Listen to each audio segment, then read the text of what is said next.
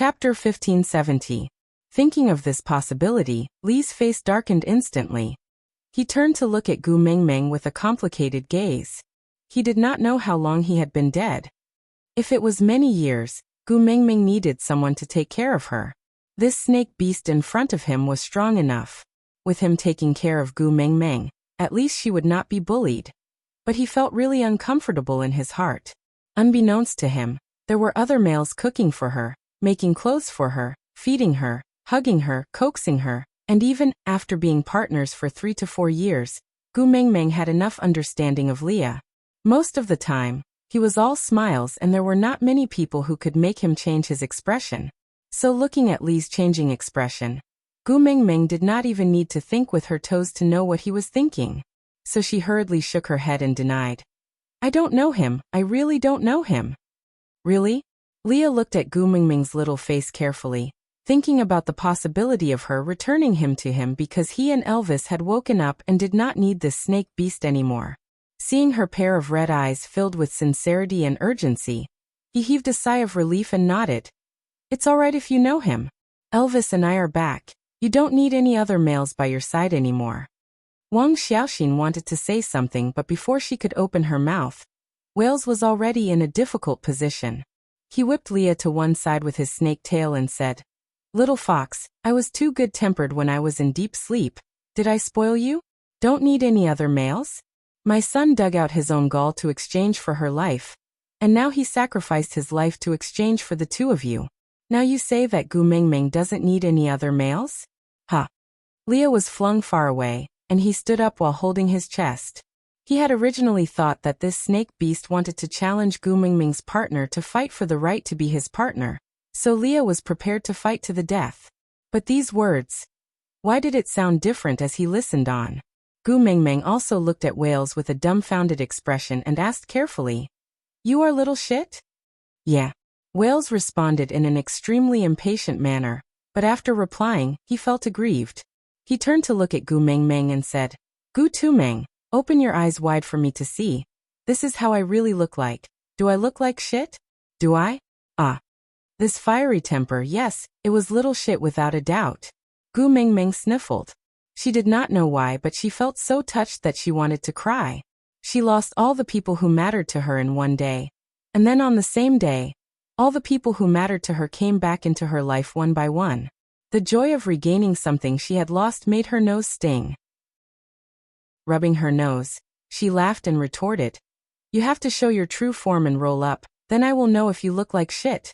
Wales did not hesitate and directly revealed his original form, coiling up in front of Gu Mengmeng. He was no longer the same yellow as before. Instead, he was a silvery white, as if the 1,000-year-old ice on the Mota Mountains had formed on his scales. He was dazzling, elegant and cool. Gu Mengmeng shook her head and said, It doesn't look like it. It doesn't look like shit. It looks like lazy hair. It looks like McDonald's ice cream. It looks like white shit. Wales, who had just transformed into his human form, wanted to clear his name and tell Gu Mengmeng not to call him little shit in the future. In the end, he choked on Gu Mengmeng's last sentence. He pointed at Gu Mengmeng's nose and roared, Gu Mengmeng. Aside from the topic, everyone could see it, right? This was the end of the chapter. Everyone would accompany me to the end of the last journey, right? Chapter 1571. Gu Mengmeng hugged Wales and sniffled, saying, Little shit, congratulations on finally reviving. Wales was caught off guard by Gu Mengmeng's sudden sentimentality. He clicked his tongue and poked Gu Mengmeng's head in disdain, pushing her back into Elvis's arms, saying, How dare you hug me so casually in front of my female? Even if you don't want your face, I still want it. Gu Mengmeng laughed softly and nestled back into Elvis's arms obediently. After pausing for 2 seconds, Gu Mengmeng started to look around. Not seeing anyone else, she frowned and asked, Where's Gregory? Didn't you say that after Wales completely revives, he doesn't need to guard the Mota Mountains anymore, and can revive together with him? Where is he? Wang Xiaoxin pursed her lips and waved her hand lightly. A cloud of fog gathered and spread out, and another male stood there. The feathers growing upwards from his ears indicated his race. Gu Mengmeng didn't recognize this male, but she recognized his wings. Those ice-like wings had once grown on her shoulders. Gu Mengmeng instinctively turned around and adjusted her shoulder blades with force, realizing that the pair of wings had really disappeared. So, the item had returned to its original owner? Little female, we meet again. That male looked at Gu Mengmeng with a cold gaze, neither angry nor smiling. This look was very familiar. When she first met Gregory, he also had this aloof and arrogant look. You are the bird that guarded the Mota Mountains for 1,000 years? Gu Mengmeng tried to figure it out and asked. The male nodded and said, I am Samuel, one of Xiaoxiao's males. I saw you at the peak of the Mota Mountains. I was entrusted by a little nestling to take care of you. Little nestling. Compared to the 1,000-year-old Samuel, the 10-year-old Gregory was indeed a little nestling. Then what about Gregory? Since you are already awake, why didn't Gregory come along? Gu Mengmeng asked. Samuel looked at Gu Mengmeng calmly and said after a long while, I stayed at the Mota Mountains to guard Whale's original body. Since Whales has revived, I naturally revived as well. But that little fledgling of yours isn't guarding Whales. Ha! Gu Mengmeng did not understand. Samuel glanced at Whales and replied, Fate is so similar. How Xiaoxiao treated you back then, this lass will treat your son the same way she treated you. And no matter what choice you made back then, your son will do the same. Everyone says that snake beasts are cold and indifferent by nature. Could it be that all the snake beasts' infatuation has been taken over by you and your son? You are also willing to split yourself into pieces and scatter in the beast world for 1,000 years to fulfill your lover. TSK, this is really touching. After Samuel finished, he turned to look at Gu Mengmeng and said, Mota Mountain is a volcano, do you know that? Gu Mengmeng nodded. She had seen Mota crying blood before, so she knew that the Mota Mountains were actually volcanoes.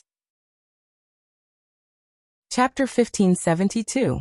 Gu Mengmeng lowered her body and said, So, I can only wait.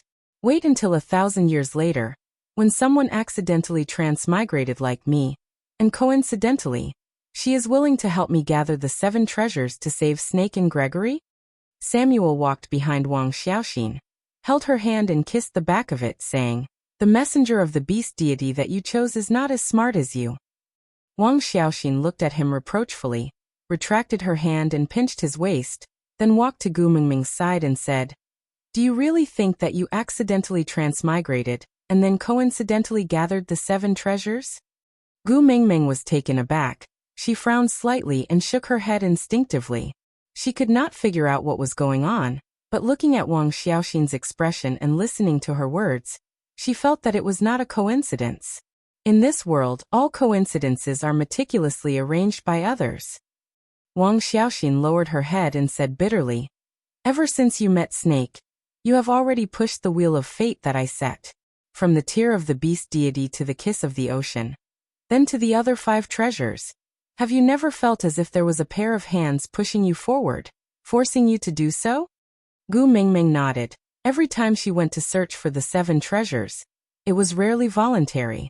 The tear of the beast deity was forcefully given to her by Snake to save her. The kiss of the ocean was to cure Qishuan's poison. Every time, there seemed to be a reason for it, just like what Wang Xiaoxin said. It was as if there was a pair of hands pushing her forward from behind. But, Snake is your biological son. How could you bear to part with him? Gu Mengmeng looked at Wang Xiaoxin in disbelief. She really could not understand. She clearly knew what Snake would have to face in order to obtain the tear of the beast deity. How could this mother be so heartless? Wang Xiaoxin did not seem surprised by Gu Mengmeng's question, so she smiled and replied, Don't you know? In the beast world, only one's partner is a family. Son, he is your male, a member of your family, not mine. As his mother, the only thing I can do for him is to try my best to win your favor, so I dragged you to watch television with me, to let you see how well he treats you. Just now, I tried to persuade you to give up on Elvis and Leah, to stay in the modern world and live with him. Unfortunately, your choice is not him. The root of his suffering is that he is not good enough, at least not good enough for you to fall in love with him regardless of everything. Gu Mengmeng's heart felt as if it was being crushed by a millstone.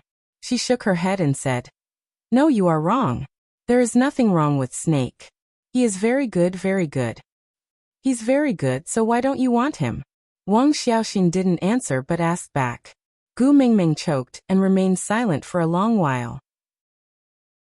Then she said plainly, I will wait for him. She had a long 1,000 years to think about what kind of feelings she had for Snake. As for Gregory, she had to slowly think about how she was going to face the two of them after 1,000 years.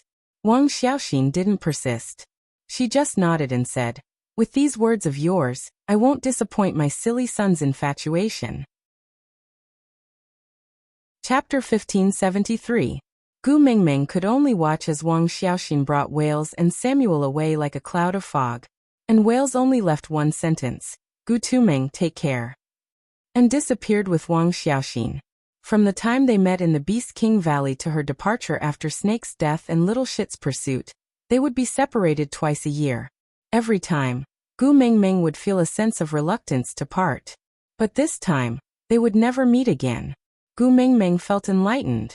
Perhaps, it was because every time they parted, it meant that Little Shit had to face a period of loneliness alone. But this time was different. He had someone he loved by his side.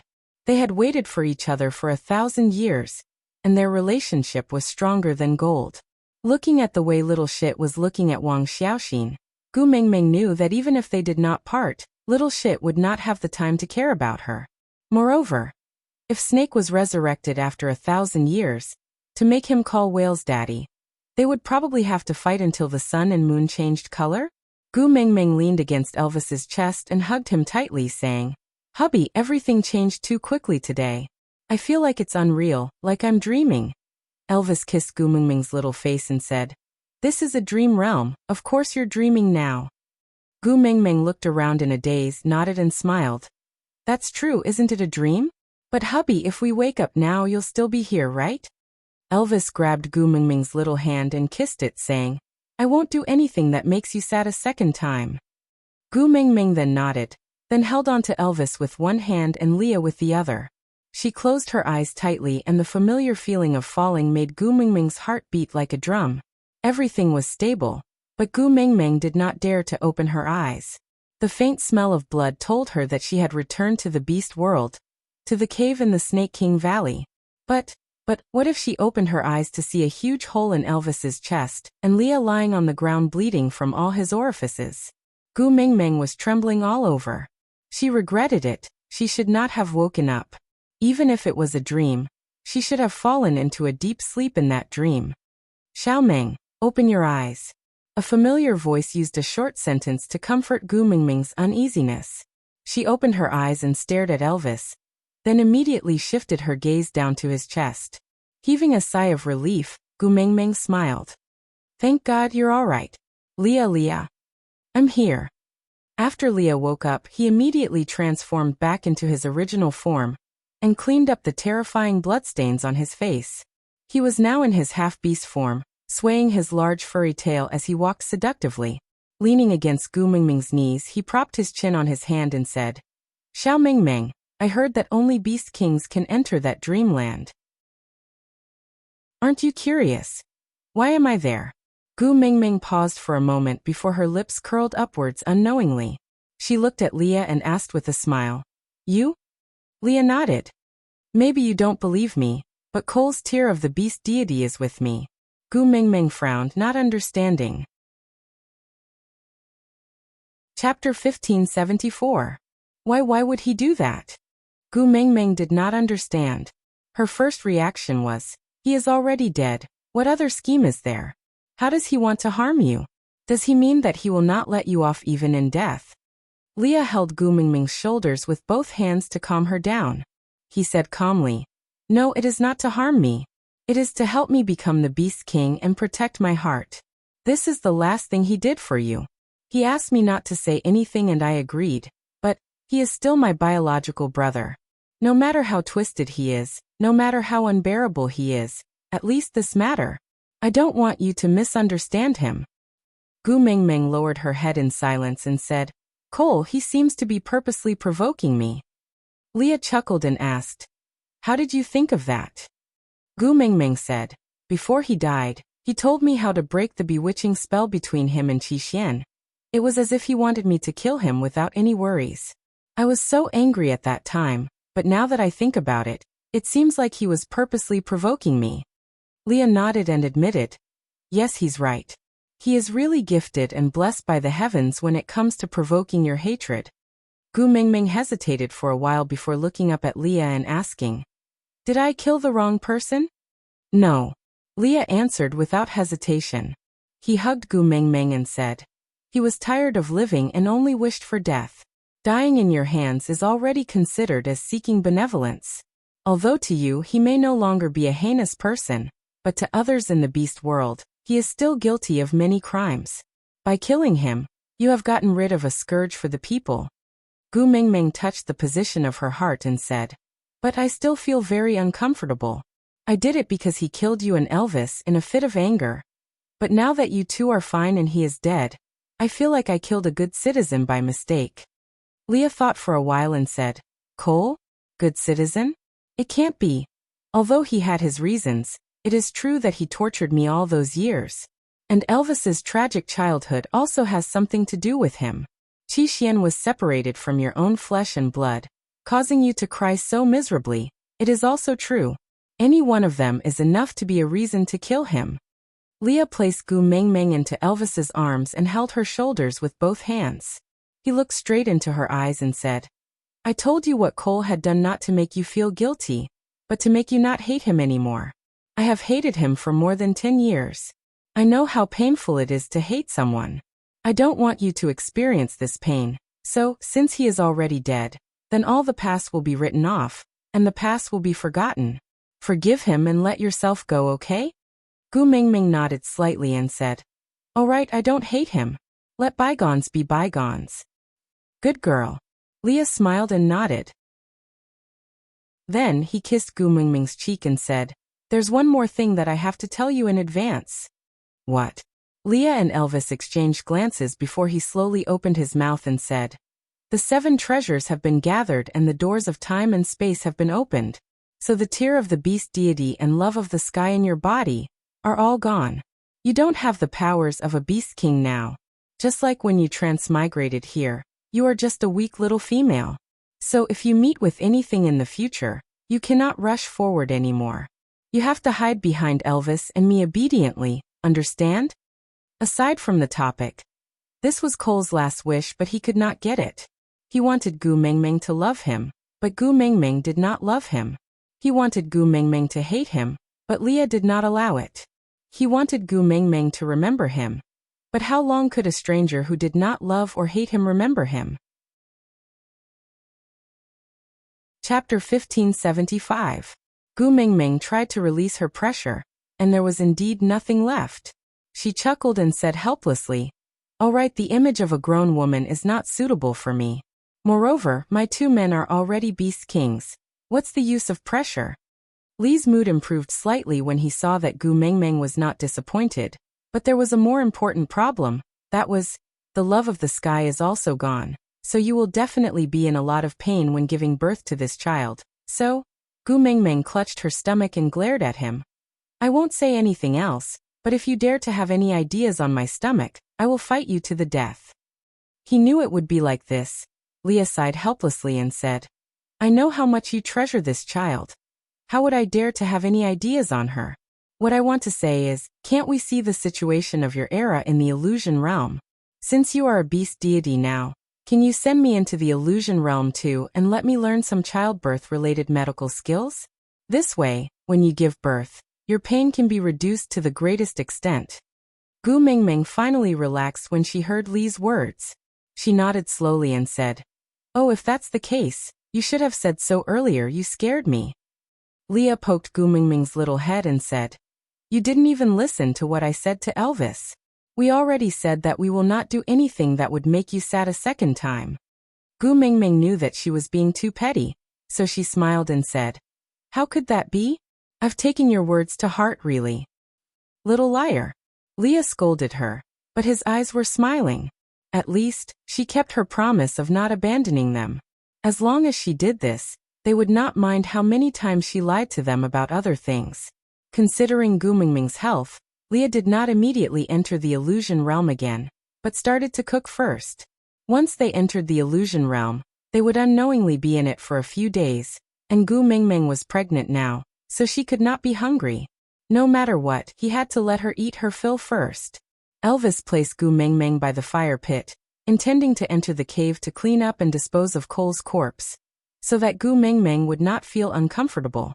But once they entered the cave, they realized that there was not even a trace of blood on the floor, not to mention Cole's corpse. Elvis frowned and called out, "Leah." Leah did not understand, so he put down the spatula in his hands and walked in. Seeing the situation in front of him, he exclaimed, "Eh." Although Gu Mingming was against it and did not want to see Cole's corpse, she could not resist her curiosity and followed in. A small tree grew where Cole's corpse was originally placed. It was about half the height of a human, and its leaves glowed with a strange light, like cold jade. Gu Mingming placed her fingers on it lightly. The feeling was so familiar. Soul of the forest? Gu Mingming blurted. Elvis and Leah looked at each other for a moment and nodded. This is Snake's old residence. It's only natural for his soul to return here. It seemed like Cole had become nourishment for the soul of the forest and was completely absorbed and digested. That's right. Why would someone like Snake allow outsiders to stay in his cave? That's good too, it's a clean break. Lee's hand also lightly touched the trunk of the small tree. He smiled and nodded. But the soul of the forest is a treasure. It cannot be seen in the next 1,000 years. Now that Snake and Whales are both gone, this Snake King Valley, who will guard it? Aside from the topic. Chapter 1576. I haven't thought about it yet, let's talk about it when the time comes. Anyway, there's still some time before winter ends. Gu Mingming stared at the little tree in a daze. She couldn't tell if this little tree was Snake or Cole in her eyes. Shaking her head, Gu Mingming said, "Let's go out, this room shall be his room." Elvis and Leah didn't have any objections, and just carried Gu Mingming into the cave outside. Without the powers of a beast king, Gu Mingming's ability to withstand the cold plummeted. Leah had no choice but to light a few more braziers in the cave to keep her warm, while Elvis and Leah took turns to warm her abdomen in their original forms. This warmth lasted for an entire winter. Gu Mingming's abdomen didn't grow after that time, and remained at the same level as her chest. This made Gu Mingming a little worried. After all, she had killed someone and transmigrated. This torment, she didn't know if this child was still around. If she died in the womb. The little fellow in her abdomen seemed to have sensed her mother's thoughts and didn't want to die, without knowing why, so she moved her little feet helplessly, reminding her that she was still alive. This made Gu Mingming feel much more at ease. Elvis and Leah, who were always on tenterhooks but didn't dare to say anything, also calmed down. The snow that sealed the entrance of the cave was scattered from the outside. Gu Mingming was a little surprised. This was the Snake King Valley, and no one should know that Whales had already left. Moreover, she had entered with great fanfare before winter arrived. In the eyes of the people in the beast world, there should be 3 beast kings, Gu Mingming, Cole and Elvis, as well as 2 5th-level beasts, Little Shit and Leah, guarding this place. Attacking the Snake King Valley at this time? Wasn't that the same as entering the toilet with a lantern? Seeking death? Elvis carried Gu Mingming while Leah instantly flashed his sharp claws in front of Elvis. He had his usual faint smile on his face, just like a mask. But when they saw who it was, everyone was stunned. "Qixian? Why are you here at this time?" Gu Mingming jumped down from Elvis's arms and walked to Qixuan's side. She patted the snow off his body and said with some heartache, "It's almost winter but the snow hasn't stopped. It must be very cold. Don't tell me something happened to Zacharias?" Qixian shook his head and remained silent for a moment before saying, "Something happened to him, right?" Qixian didn't understand. "Cole." Qixian stared straight at Gu Mingming, waiting for her answer. Under Qixuan's gaze, Gu Mingming nodded. I killed him." Qixuan's expression was indecipherable. He just hugged Gu Mingming and said, "I knew this day would come. But Mom, I still feel very uncomfortable." Qixian. Chapter 1577. He was the one who told me that it doesn't matter if I hurt others or myself. The bottom line is to not let you cry. So when you cried, I knew I was wrong. I would rather brandish my claws at him. bare my fangs and ignore my reliance on him, than let you shed a single tear. Qixuan hugged Gu Mingming tightly. He frowned and said to Gu Mingming, Mother, you don't know, right? When I resolutely abandoned him and returned to your side, he looked at me with approval and pride that he had never shown before. I clearly saw the message. You are indeed the Qixuan I raised in his eyes. How ironic is that? The person you hate to the core is admiring an ingrate who abandoned him for you. Gu Mingming patted Qixuan's back lightly and said, Sorry, mother has made things difficult for you. Qixuan shook his head and said, You are my mother. You are always right. Gu Mingming sighed and did not know what to say.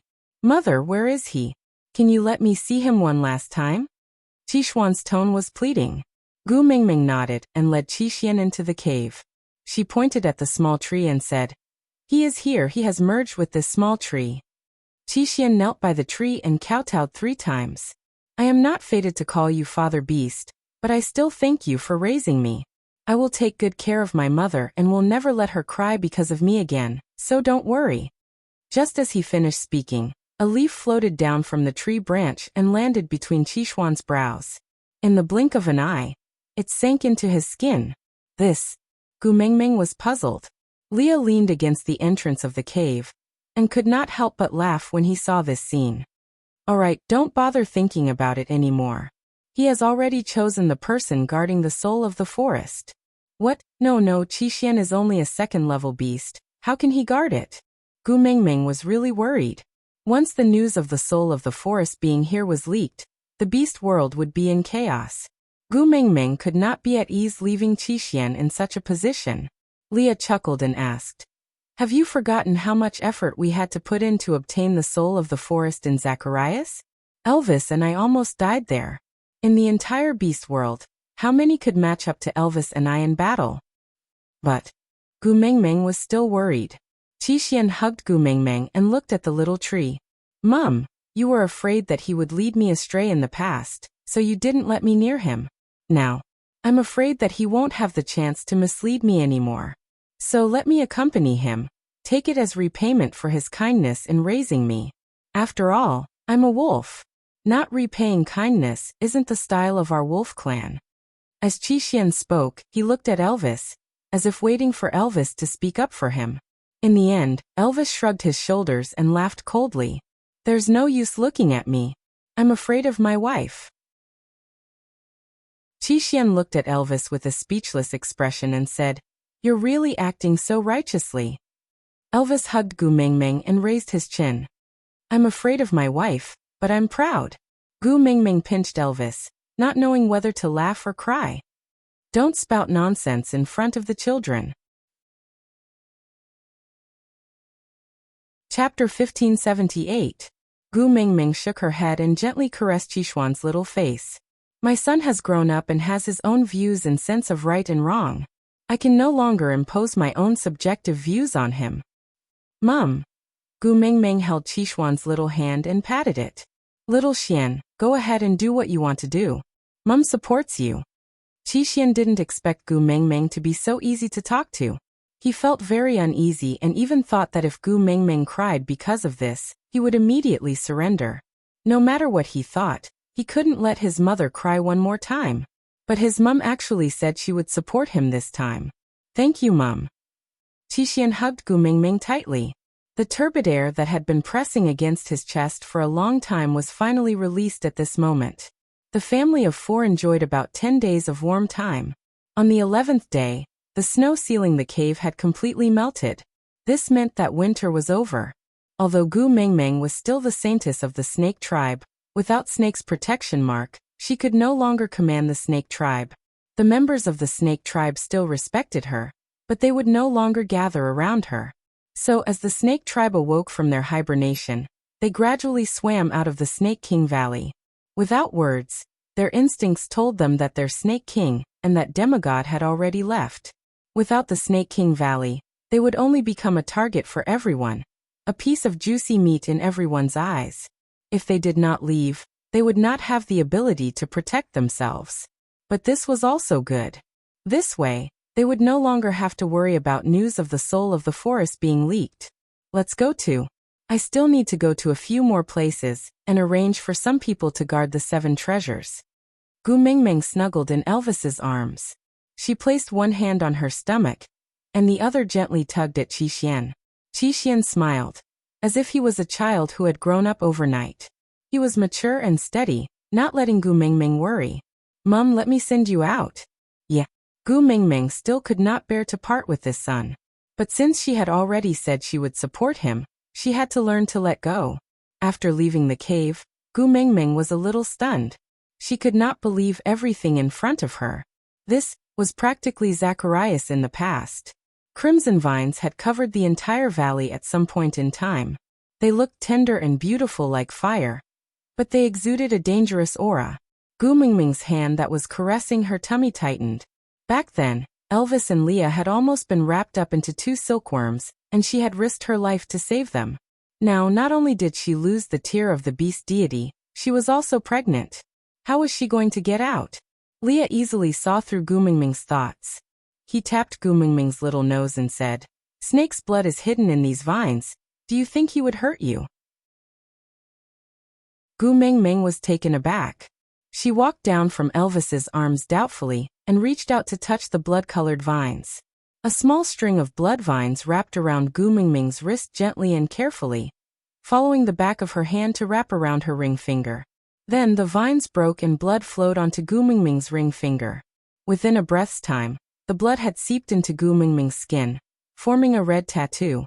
It was in the shape of a small snake, coiling around Gu Mingming's finger like a ring. Chapter 1579. He said he would only propose once, and that meant it. Even if she did not agree, he still put the ring on her finger. There was no other communication, but Gu Mingming could hear Snake telling her in a tone that did not allow anyone to interfere. "Hold on to this mark for now. Wait for me to come back and put the real ring on your finger personally.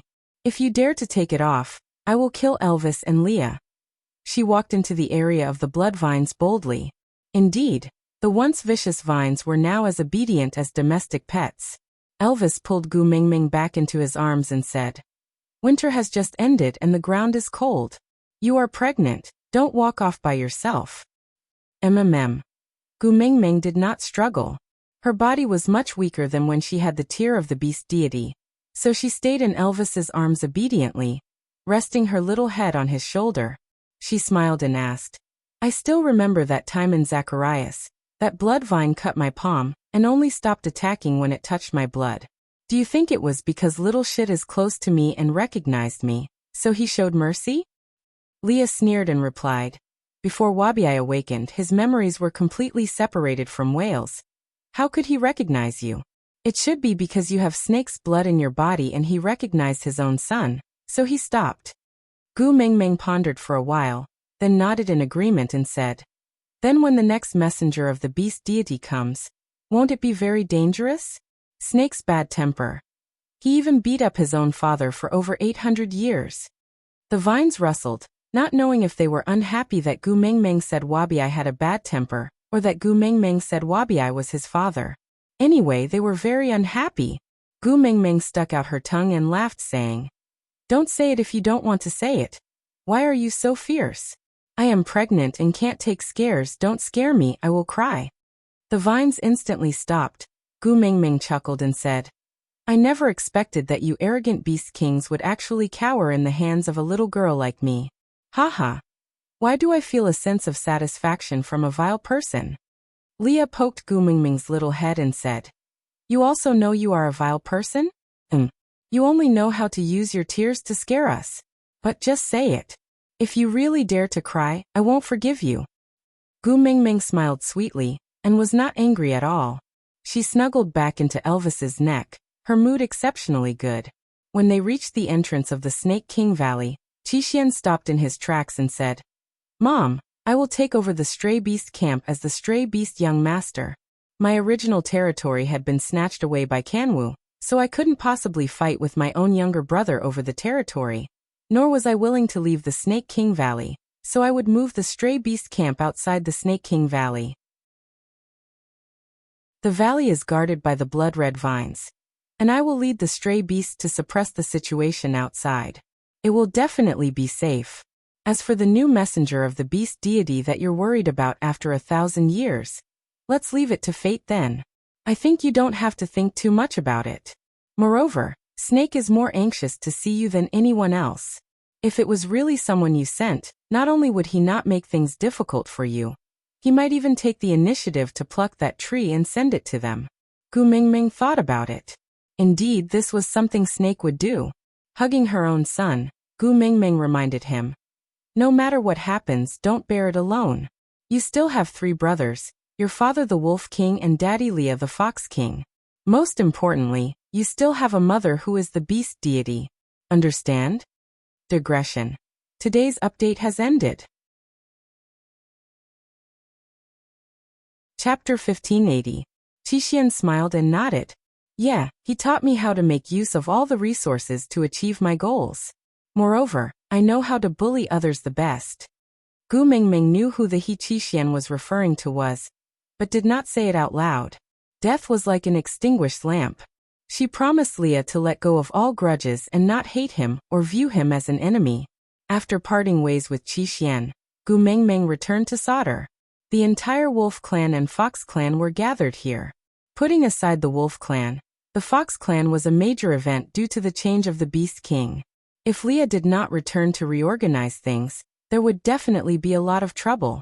Moreover, Gu Mingming would have to die after the succession of the Beast Deity. Not mentioning others, Gu Mingming would definitely not feel at ease if she did not console Sandy. Hence, it was a long and arduous journey.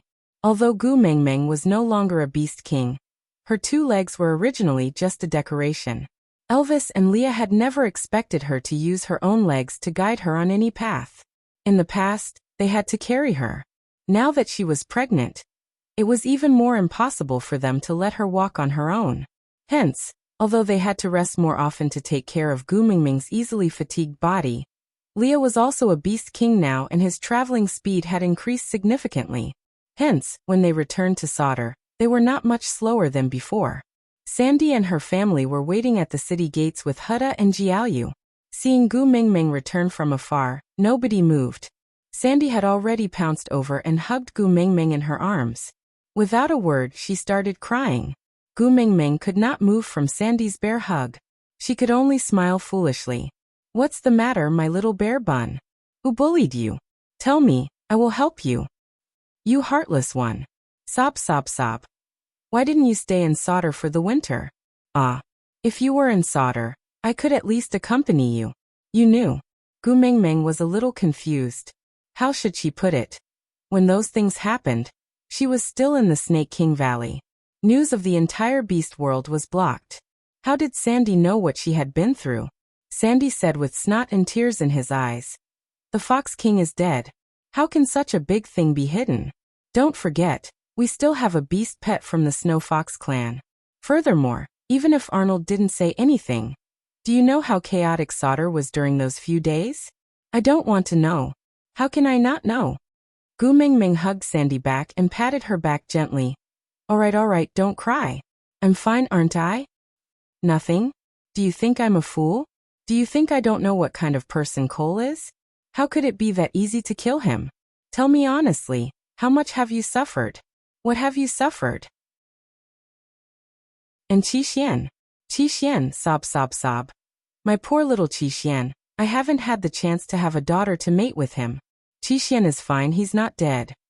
Gu Mingming knew that Sandy must have thought of the connection between Qixuan and Cole through the bewitching spell and the soul of the forest, so she said, "Before Cole died, he specially told me how to break the connection between him and Qixuan. Would he be so kind?" Sandy was skeptical. Chapter 1581. If he wanted Qixuan to die, he would have done so long ago. On the contrary, he tolerated Qixuan's provocations and rebellious behavior because he developed feelings for him. After all, human hearts were made of flesh. If Cole had not treated Qixuan so well, Qixuan would not have treated him like his own father. Now that she thought about it, Gu Mingming felt that she might have been too extreme at that time. But Sandy did not care about all that. She just pulled Gu Mingming over to check on her. Seeing that she was not injured or sick, she felt more at ease. Who cares what happened to him? It's just that when I knew he was dead, the first thing I thought of was the price you would have to pay. The more I thought about it, the more flustered I became. I lived in fear for the entire winter. Afterwards, Arnold said that he could feel the birth of a new king. I guessed that there was no one else other than Leah. Only then did I feel more at ease. Aren't I fine now? Gu Mengmeng held Sandy's little hand and comforted her as they walked into the city. Congratulations to the Fox King and Queen for having a noble daughter. Arnold cupped his fists and bowed respectfully. Gu Mengmeng chuckled. Now, I am truly worthy of being addressed as Queen. Arnold, thank you for your blessings. With that, Gu Mengmeng patted Sandy's little hand.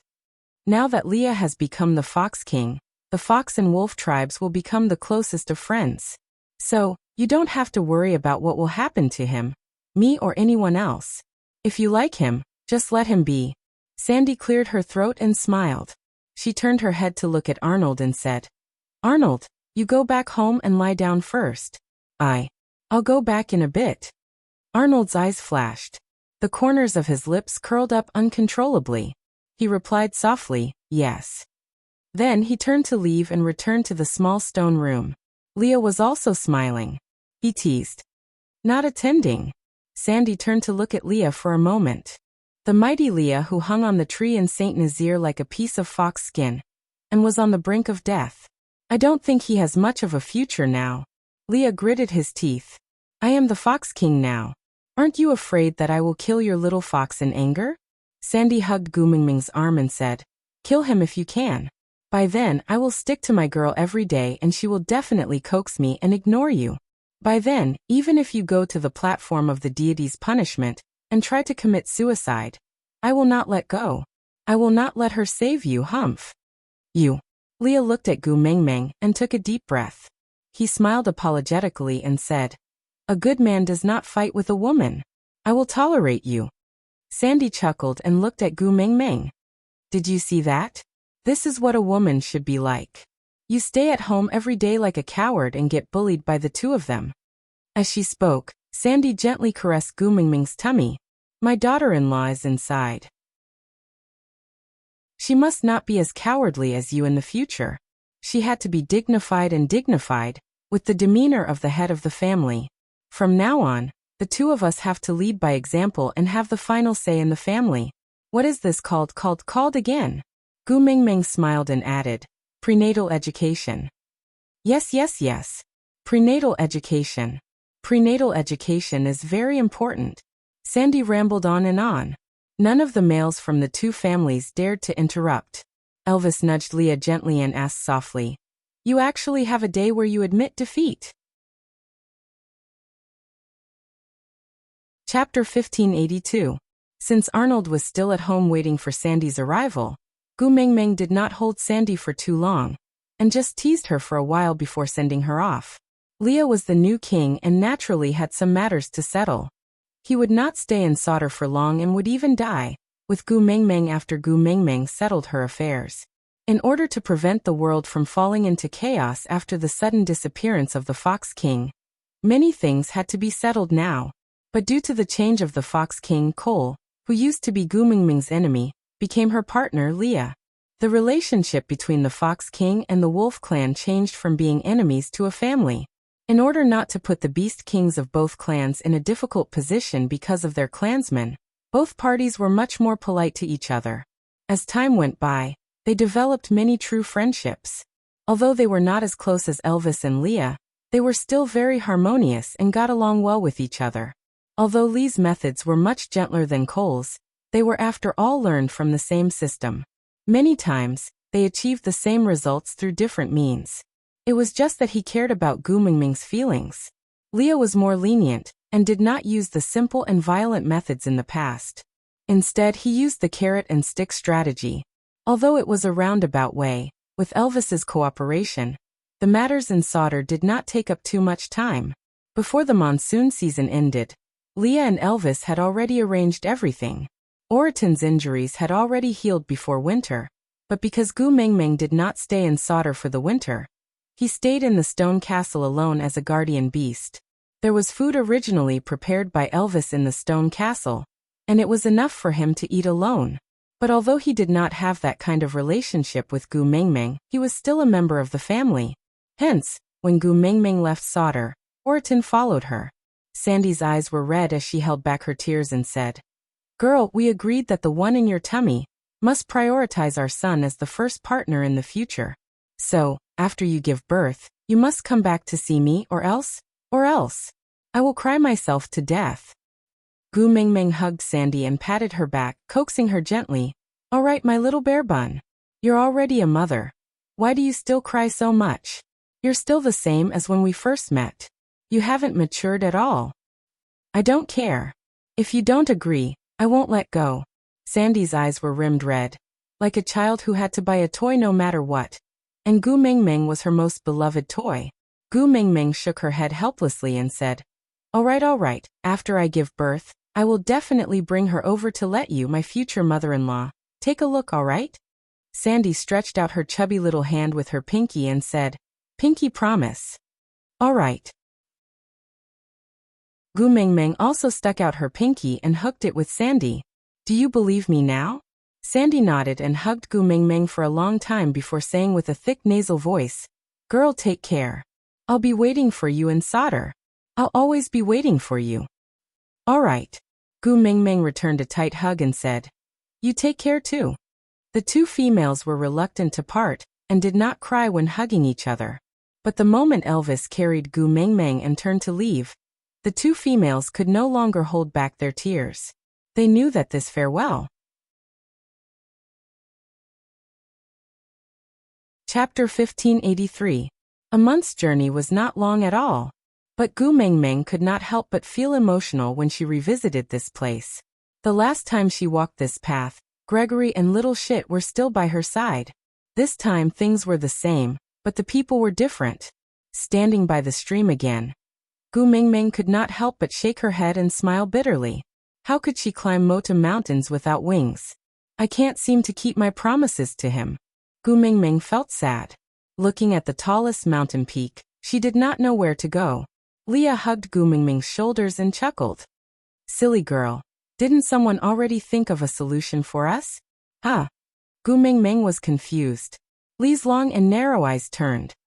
"Hey, isn't there someone coming to fetch us now?" Gu Mengmeng glanced sideways and saw two vultures flying over. Their sizes were similar to Gregory's, but Gu Mengmeng could easily tell that it was not Gregory. The two vultures landed on the ground and bowed respectfully. "Great messenger." Gu Mengmeng narrowed her eyes. She felt that the two of them looked familiar. After thinking carefully, she recognized one of them as Miranda's current first partner, Lucas. She understood that Leah had used his identity as the Fox King to order Miranda, so her partner had no choice but to listen to Lee's orders and come to be the carriage driver. After all, he was someone else's male. It was not appropriate for Gu Mengmeng to ride on his back. Luckily, Lucas had brought a huge piece of beast skin. He wrapped Gu Mengmeng up with his claws and flew straight to the top of Mota Mountain. The other vulture brought Elvis, Leah and Oriton to the small cave where Gu Mengmeng and Gregory had stayed for 7 days. The immense air pressure made Gu Mengmeng feel like she was about to faint. She bit the tip of her tongue lightly to keep herself awake, because she knew that the wind would stop at Mota Mountains for half a day during the dry season. If she fainted now, she would have to wait until next year to see Gregory. Forcing herself to stay awake, Gu Mengmeng finally reached the top of the mountain. The scenery was the same as last year. It was just that Gregory was no longer by her side. Gu Mengmeng squatted beside the cold spring and looked at the wings that were deep asleep at the bottom of the spring through the clear and sharp water. That was Gregory's wings. He had once brought her to swim 6,000 meters in the air, overlooking the entire Mota Mountains. For some reason, Gu Mengmeng stretched out her hand, wanting to touch that pair of wings again. But before her hand could touch the water, a gust of wind blew past, scattering the spring water. Gu Mengmeng retracted her finger and gently touched the feather on her right ear. She smiled and said, I know. The water from the 1,000-year ice hurts both the hand and the body. I can't touch it." A gentle breeze blew and the feather on Gu Mengmeng's right ear fluttered in the wind. It was like someone's faint smile, carrying a tinge of approval. Gu Mengmeng walked to one of the caves on the mountain peak. She knew that Samuel's body was originally placed on the other side, so this side should be Gregory's. Great messenger. Lucas stopped Gu Mengmeng and shook his head. He said, "Birds have their own pride. What he doesn't want the most is for you to see him in such a miserable state." Gu Mengmeng stopped in her tracks and looked at Lucas. After a while she smiled and said, "You are right. He doesn't want me to pity him because of his misery." Chapter 1584. Gu Mengmeng looked up at the blue sky and smiled faintly. "I really came back to Mota Mountains for the dry season. Did you have a hard time waiting for me this year? Let me sing a song to console you, all right?" Gu Mengmeng's reply was only a light breeze. Gu Mengmeng cleared her throat and sang, "Just happened to meet you." This was a song she had sung many times for Gregory. But back then when she sang, he was hugging her and swaying his body along with the melody. But now, she was alone and the wind was her companion. Before she had the time to feel sad, a wave of chirping filled the air. Gu Mengmeng followed the sound. Countless birds flew up from the foot of the mountain. They were colorful and covered the sky. It was a spectacular sight. The birds spread their wings and soared, some high, some low, some left, some right. Seeing that Gu Mengmeng was looking at them, they all transformed into half-beasts and surrounded Gu Mengmeng. Then they started singing the melody without words. This song Gu Mengmeng had heard it before. It was the song that Grace had sung to her when he held her in his arms back then. Gu Mengmeng's eyes felt a little sore. She knew that this was the symphony Gregory had prepared for her. It was a concert only for her to listen to. This was the romance he had given her, only for her. After the song was finished, the birds scattered in all directions, just like when they came. All of this seemed to be just a dream. It was so unreal. Gu Mengmeng turned back to look at Lucas.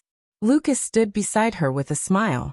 "This is a ceremony for the birds of Mota Mountains to congratulate their leader on his marriage. It should have been sent last year, but..." Gu Mengmeng nodded to show that she understood. Last year, Gregory had broken his wings and was blinded. She was forcefully taken away by Samuel's wings. She cried her heart out and fainted in the end. Under those circumstances, it was indeed not suitable to hold this ceremony. Although Gregory was just a beast pet, he was still considered a member of her family. In the beast world, Gregory was her man. Who is the leader of Mota Mountains now? Gu Mengmeng did not want the atmosphere to be too heavy, because Gregory had said that he liked it when she smiled. As long as she smiled, he would feel happy. So at least on Mota Mountains, Gu Mengmeng had to maintain a smile at all times. Lucas shook his head and said, "In the past, the choice of a leader was based on the response to that Lord's messenger.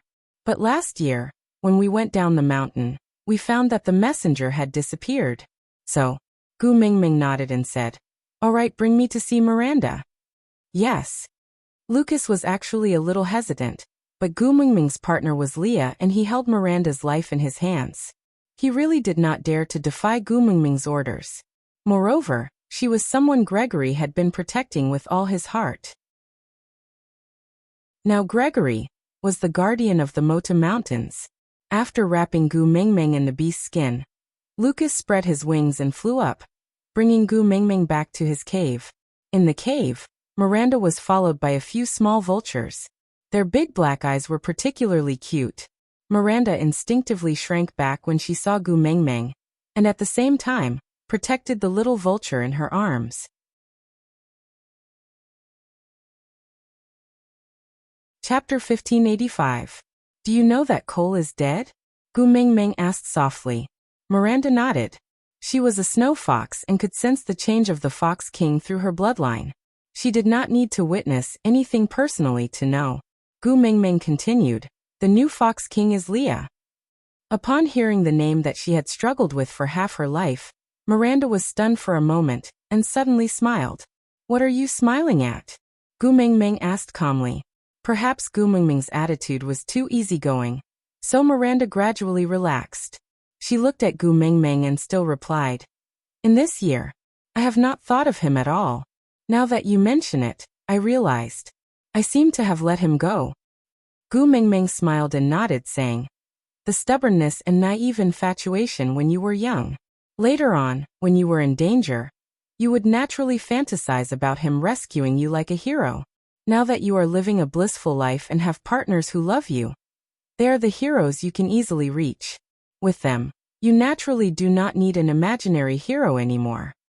Miranda nodded, indicating that she agreed with Gu Mingming's words. Gu Mingming reached out and held onto Miranda's wrist, saying, I was also rash in the past. Your hands, it's my fault. Miranda shook her head and said, I did not have any good intentions when I went to solder. These hands, take it as retribution. I promised Leah that everything that happened in the past will be written off, and I will not hold it against him anymore. So one of the reasons I came here this time is to treat your hands. Gu Mingming held onto Miranda's wrists gently and slowly closed her eyes, praying silently in her heart. When she opened her eyes again, she had a gentle smile on her face and said, Try moving around? Miranda looked at her own wrists in disbelief. Her beautiful eyes widened, and she could not say a word for a long time. She looked up at Lucas and then reached out her hands. Lucas pulled Miranda over in excitement and scrutinized her wrists closely, unable to hide the joy on his face. He did not despise Miranda's crippled hands, but his heart ached for the excruciating pain she would feel every time the weather changed. Now that her wrists were healed, he would never see her rolling on the ground with a pale face and a head full of sweat. Thank you, Sir Envoy, for your mercy, Lucas said and was about to kneel. Gu Mingming pulled Lucas back and smiled. Maintain your pride as a bird and don't kneel down so easily. If you really want to thank me, perhaps you can do something else for me. I'm willing to listen to Lord Emissary's orders. Gu Mingming said, I want you to replace Gregory and become the new leader of Mota Mountains. Help me guard Mota Mountains until the next messenger of the beast deity descends. Lucas frowned and said, I wonder when the next emissary will descend? Gu Mingming replied, about 1,000 years. Lucas said, Sir Emissary, although I don't know how to count, I know what kind of span 1,000 years is. I'm just a rank 3 orc. I won't be able to live until then. Gu Mingming chuckled and looked at the cub beside Miranda. Even if you don't live to that day, you still have your sons, and your sons will still have sons. Your descendants will definitely live to that day. Lucas looked at Miranda, and only when he saw Miranda nod slightly did he place his right hand on his left chest, saluted and said, As the great messenger commands, Lucas will not disappoint. Chapter 1586. Without Gregory, it was inconvenient to go in and out, so Gu Mingming did not really stay on Mota Mountains for the entire dry season. Instead, she asked Lucas to send them down the mountain after staying for 7 days. Gu Mingming stayed by the stream until the dry season ended, before setting off for the seaside with Elvis, Leah and Oriton. She had once thought that she would never set foot here again after taking the kiss of the ocean.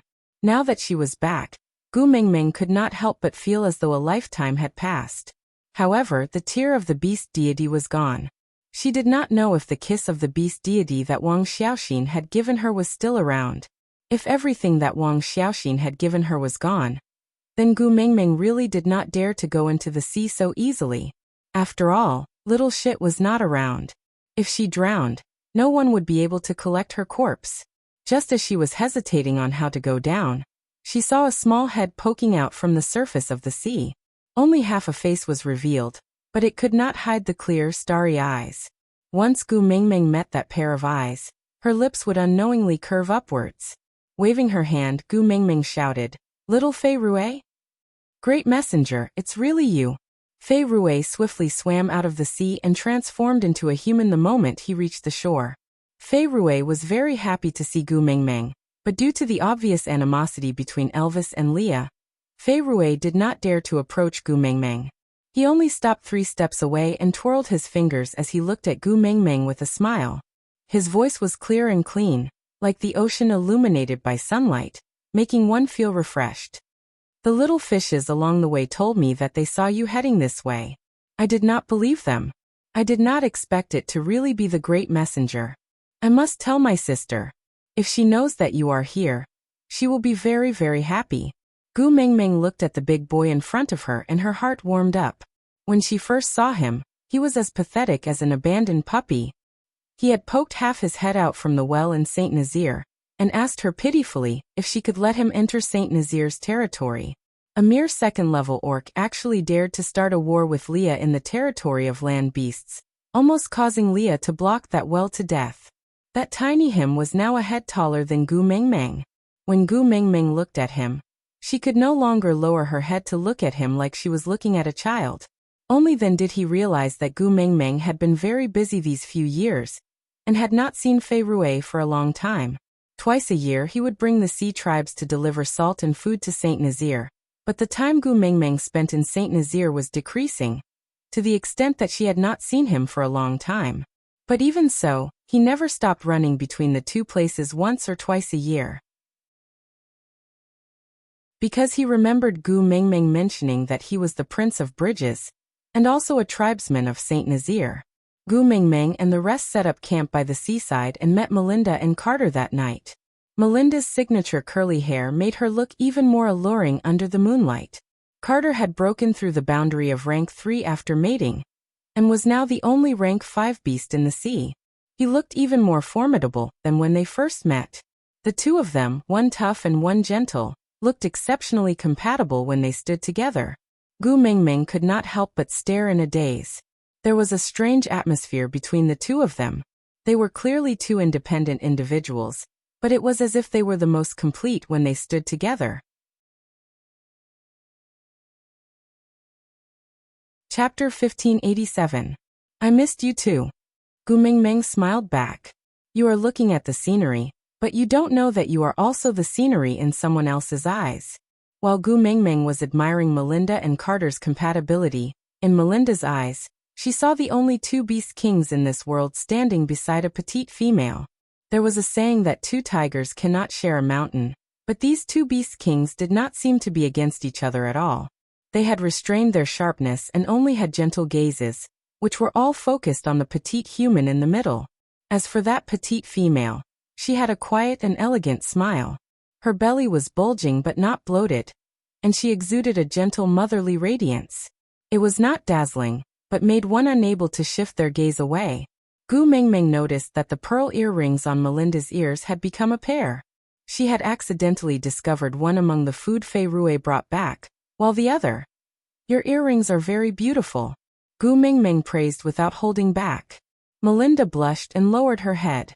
She glanced at Carter and pouted sweetly. I told him to find a similar one and polish it, but he refused to listen. He stubbornly searched the entire ocean to find this one that looked exactly the same. You don't even know that just because he brought the children to search for pearls, many tribes thought that we were invading them. We fought many ridiculous battles. Children? Gu Mengmeng asked with a smile. Melinda blushed and nodded.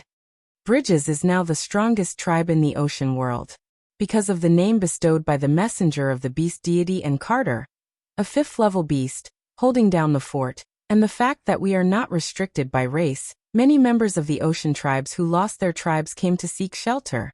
These 3 years, we have also given birth to many children, so. Gu Mengmeng looked at Melinda's blissful smile, and felt a sweetness in her heart. When she had first established the Bridges tribe, she had only wanted to give Melinda and Kate an opportunity.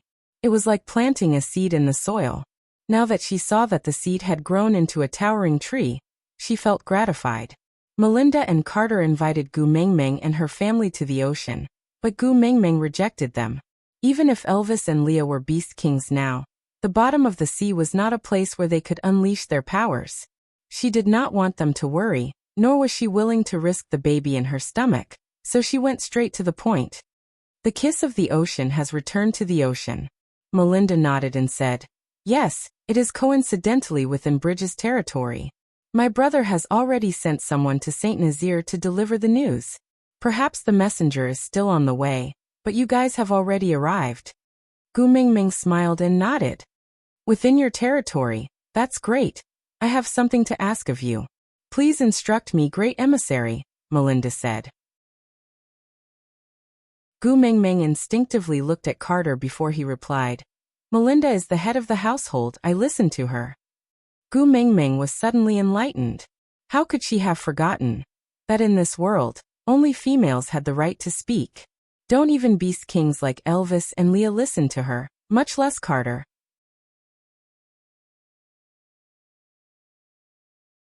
Chapter 1588. Melinda held Gu Mingming's hand and smiled sincerely and warmly. Have you forgotten, great messenger? Bridges is your affiliated tribe. Your words are like the will of God. We will never reject you. Gu Mingming shook her head. I am not giving orders as the messenger of the beast deity. I am asking for your help as a friend. Melinda did not understand the difference between the two. Gu Mingming was Gu Mingming, the messenger of the beast deity and her friend. No matter which identity she used, she was still Gu Mingming. As long as Gu Mingming said it, Melinda would not refuse. But she did not try to defend herself. She just smiled and nodded. All right, as a friend, I will agree to your request. Gu Mingming's heart relaxed after the official matters were settled. On the first night, Gu Mingming stayed at the seaside. Melinda and Carter led the mermaid tribe back to the deep sea. Waves of mermaids started blowing bubbles, which gathered together to form a huge bubble. Countless mermaids worked hard for the entire night, and finally completed it the next morning. A huge bubble covered the corals. The seawater was a vacuum, and the bubble was filled with oxygen. This allowed Gu Mingming and the rest to move around freely in the sea. After preparing all these, Melinda returned to the shore and invited Gu Mingming into the sea. Melinda's hospitality was hard to reject. Gu Mingming thought that since she was revisiting an old place, it would be a pity if she did not enter the first stop to search for the 7 treasures. Since there was a solution now, Gu Mingming was naturally willing to go. Elvis and Leah had never gone into the deep sea before. The last time Gu Mingming came, Little Shit had accompanied her. The two of them had been waiting by the shore. This was a rare opportunity, so they naturally had to accompany her. Melinda, Carter and Pei Rui each blew a bubble the size of an astronaut's helmet over the heads of Gu Mingming and her family. Orton looked rather pitiful without anyone to take care of him. Without an oxygen mask, he could not go into the water. But it was normal not to bring him along since it was a family trip.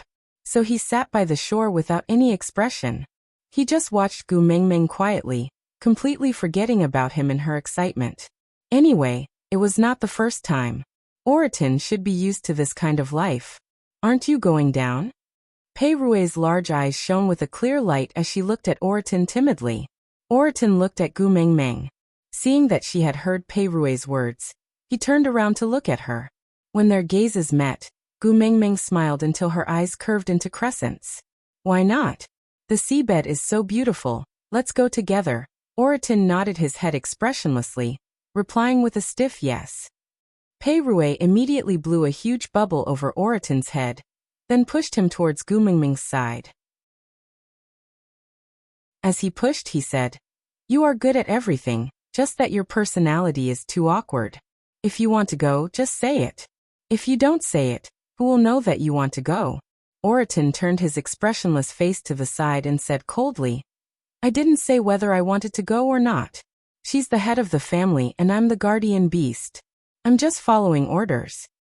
Liar. Pei Rui's little nose was raised to the sky. He was no longer the little mermaid whose legs would cramp the moment he saw Orton.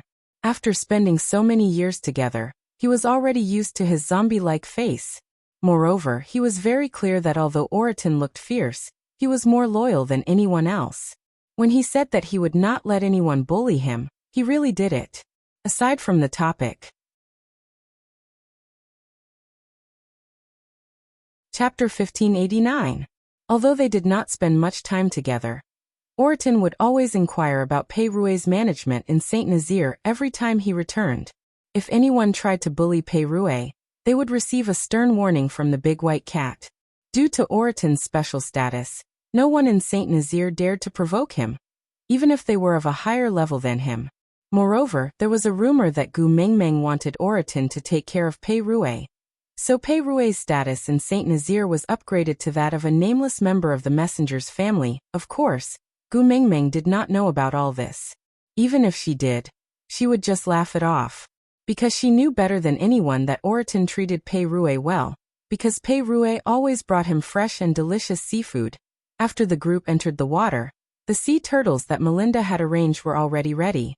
The largest sea turtle was as big as a small yacht, with over 20 sea turtles on each side. They were lined up neatly from big to small. The smallest one was only the size of Gu Mingming's palm. It stretched its neck and tilted its head to look at Gu Mingming with a face full of curiosity. The back of a sea turtle is wider, and it swims steadily. It's suitable for you to sit on. Melinda looked at Gu Mingming's stomach thoughtfully and smiled meaningfully. Gu Mingming placed one hand on her stomach and the other on Elvis's neck, allowing him to carry her onto the back of the sea turtle. Sitting steadily, Gu Mingming turned around and flashed a big smile at Melinda. You don't say, this is my first time riding a sea turtle. In my memory, only Xuanzang had such treatment when he was retrieving scriptures from the West. Haha, thanks to you, I can also experience the treatment of a senior monk from the Tang dynasty. Tap tap tap tap tap tap. Bayu bayu biu. Seeing that she was having fun, everyone's faces were full of smiles. The sea turtle warship swam steadily, but not too slowly. Gu Mingming could feel the impact of the water current on her. If not for Elvis supporting her, she would have been washed away. Leah was afraid that she would be uncomfortable if the water current hit her too hard, so he sat in front of her and blocked the impact for her. Heading downwards, they quickly reached the giant space bubble that Melinda had prepared for Gu Mingming. The sea turtle stopped outside the bubble, and Elvis carried Gu Mingming down from the back of the sea turtle, before stepping into the bubble. Melinda poked lightly and the bubble on Gu Mingming's head popped. Elvis, Leah and Oriton did not need anyone's help. They stretched out their claws and popped the bubble. Although it was also the first time for the three males to enter the deep sea, they kept their cool and naturally would not express their curiosity, like Gu Mingming. Gu Mingming opened her arms wide and took a deep breath. So the air at the bottom of the ocean smells like this. It's a little salty and has a faint smell of seaweed. I didn't experience this smell the last time I was here, because I had the kiss of the beast deity. Luckily, I can make up for it this time. Yeah, if I ever return to the modern world, I will tell those perfume sellers that their sea breeze perfume is trash. Elvis and Leah looked at each other and smiled. She actually wanted to return to the modern world, right? Even so, she still stayed for the sake of the two of them.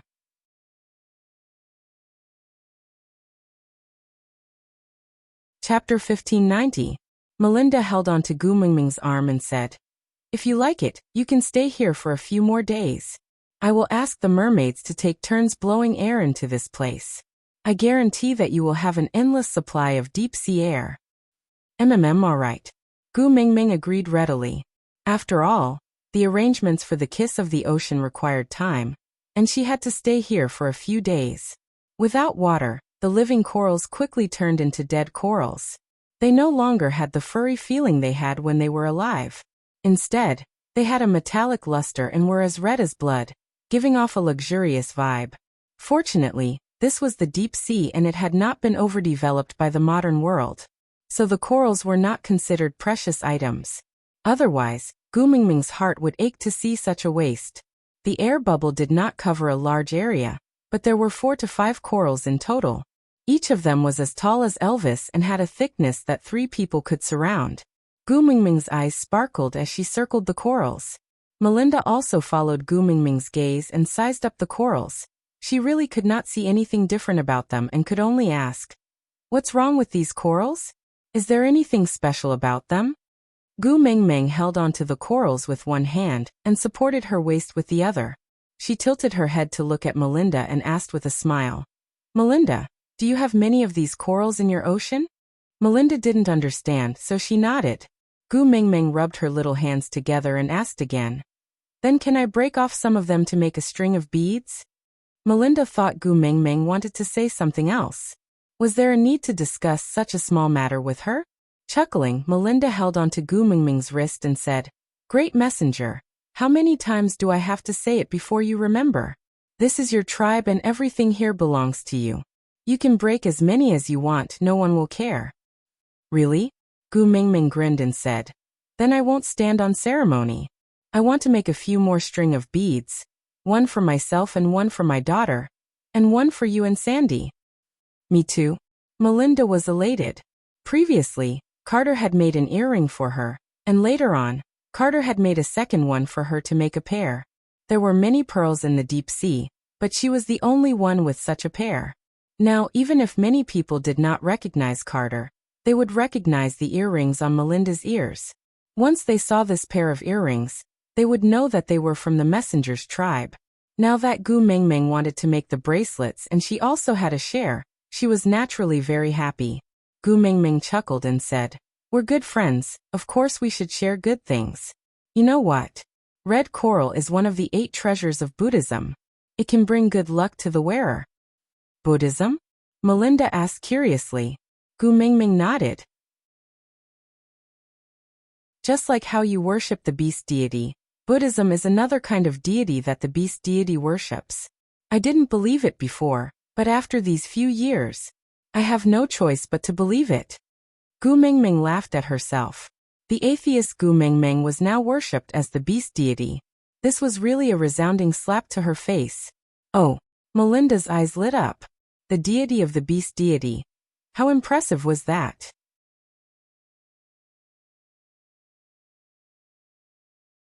Chapter 1591. With his permission, Gu Mengmeng started to instruct Elvis and Bulai to break off the corals, then use their sharp claws to cut them into small pieces, before slowly grinding them into a round shape. Fei Rui's technique of spitting water needles had already been perfected. One by one, he accurately pierced a small hole in the center of each coral bead without any deviation. After the beads were all polished, the problem was how to string them together. On land, they could use vines to make a rope, but this kind of rope could not withstand the corrosion of seawater, and would definitely break after a long time in the water. If they were to use hair, it would be too thin, ugly and hard to fix. Just as Gu Mengmeng was in a dilemma, Melinda gave a better suggestion. She said that there was a type of shellfish at the bottom of the sea. The flesh on the inside of the shell was coiled up, and after the flesh was removed, the tendons would be left. They were elastic and flexible, and could withstand the corrosion of seawater.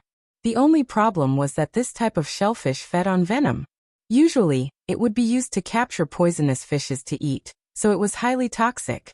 Not to mention normal people, even a 5th-level mermaid like Carter would not go near it unless he had no other choice. If it was in the past, this matter was easy to handle. Gu Mengmeng had Snake's tear of the beast deity on her, so she was immune to all poisons. A mere little shellfish could not do anything to her. But after Wang Xiaoxin left, all the special buffs on her had been reset. Not to mention poisonous shellfish, even a mosquito might be able to bite her to death. Risking her life for jewelry. Gu Mengmeng weighed the pros and cons and felt that it was not worth it. Leah held on to Gu Mengmeng's shoulders and smiled. "Did you forget again? You have 2 omnipotent males? But it's poisonous."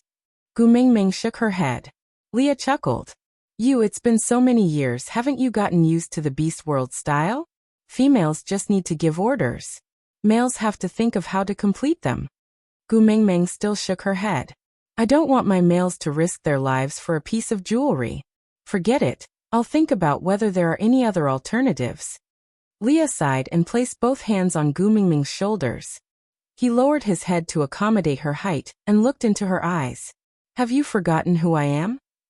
"You are Leah." Gu Mengmeng looked at Leah in confusion. "What else?"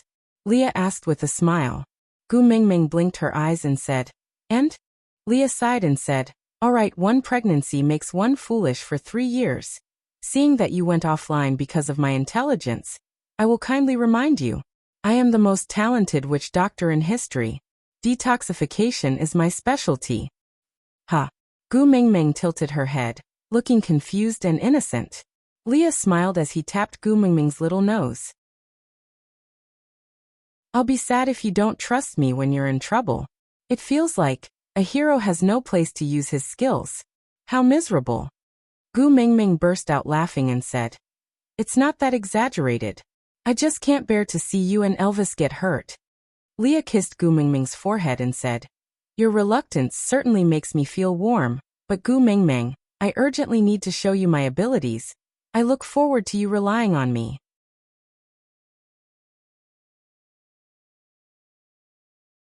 Chapter 1592. Yes, my queen. Leah kissed the back of Gu Mengmeng's hand teasingly, before turning to leave like an elegant knight. Melinda was afraid that something would happen to Leah, so she asked Carter to personally bring some men to accompany Leah to retrieve the poisonous shellfish meat. Meanwhile, Melinda stayed at the coral dock to prepare a welcoming banquet for Gu Mengmeng. After all, this was the first time the messenger of the beast deity, the true leader of the Bridges tribe, had arrived at the bottom of the ocean after the establishment of the Bridges tribe. Naturally, they had to celebrate and at the same time, show the strength of the tribe to the messenger. They hoped that the Bridges tribe was not only the messenger's tribe, but also the messenger's pride. Gu Mengmeng naturally had to attend the banquet, but the air at the bottom of the ocean was limited and not suitable for a bonfire. So to heighten the atmosphere, Melinda used large seashells to place many luminous pearls around the banquet. They were arranged in picturesque disorder, like a small mountain of luminous pearls. It was extremely extravagant. The entire banquet was filled with the sour stench of extravagance. Gu Mengmeng felt that she was the only one emitting the fragrance of poverty. Sigh. She had been the messenger of the beast deity once, and now she was the beast deity again. Gu Mengmeng felt that she was probably the kind of person who could leave her name in history. Others were at most uncorrupted, but Gu Mengmeng was so uncorrupted that she did not even have any sleeves. Yeah, she must take the coral beads this time. She must give Elvis and Leah one each. She could not be the messenger of the beast deity for nothing. It sounded impressive, but she had suffered so much that she almost lost her life. She would be letting herself down if she did not get some mental damage compensation. Thinking of this, Gu Mengmeng secretly ground her teeth. Elvis moved closer to Gu Mengmeng's ear and blew gently. He pointed at the luminous pearls in the seashells and asked, "Do you want one?" Gu Mengmeng nodded without hesitation. Snakel did not say anything else, and went up to grab a handful and stuffed it into Gu Mengmeng's hands. "Here, take it and play with it." Gu Mengmeng instinctively looked around. Seeing that no one had seen them, she hurriedly put the luminous pearls back and said softly, "This does not belong to us. It's not good to take it just like that. Didn't Melinda say that this is your tribe and everything here belongs to you? You can take whatever you want. There's nothing wrong with that." Elvis paused for a moment, then continued, "If anyone has any objections, ask them to look for me. If you're not convinced, you can challenge me. If you win against Leah and me, you can snatch this stupid thing back." Gu Mengmeng was sweating. Elvis meant that if they gave it, they would give it. If not, they would snatch it, right? She poked Elvis and said, "He's a beast king after all. It's not good to bully others like this. There's nothing bad about snatching things for my female." Elvis kissed Gu Mengmeng and grabbed another handful from the shelf for her. "Take it if you like it. The rules here are different from your world. Survival of the fittest, survival of the fittest. Power is the rule. Leah and I are powerful enough so we can set the rules and we will listen to you." Gu Mengmeng thought about it and felt that she should inform Melinda. After all, these things were taken out by Melinda, and it would not be good for her to keep them without a word. So Gu Mengmeng pulled Melinda and asked, "Can you give me a few of these pearls?"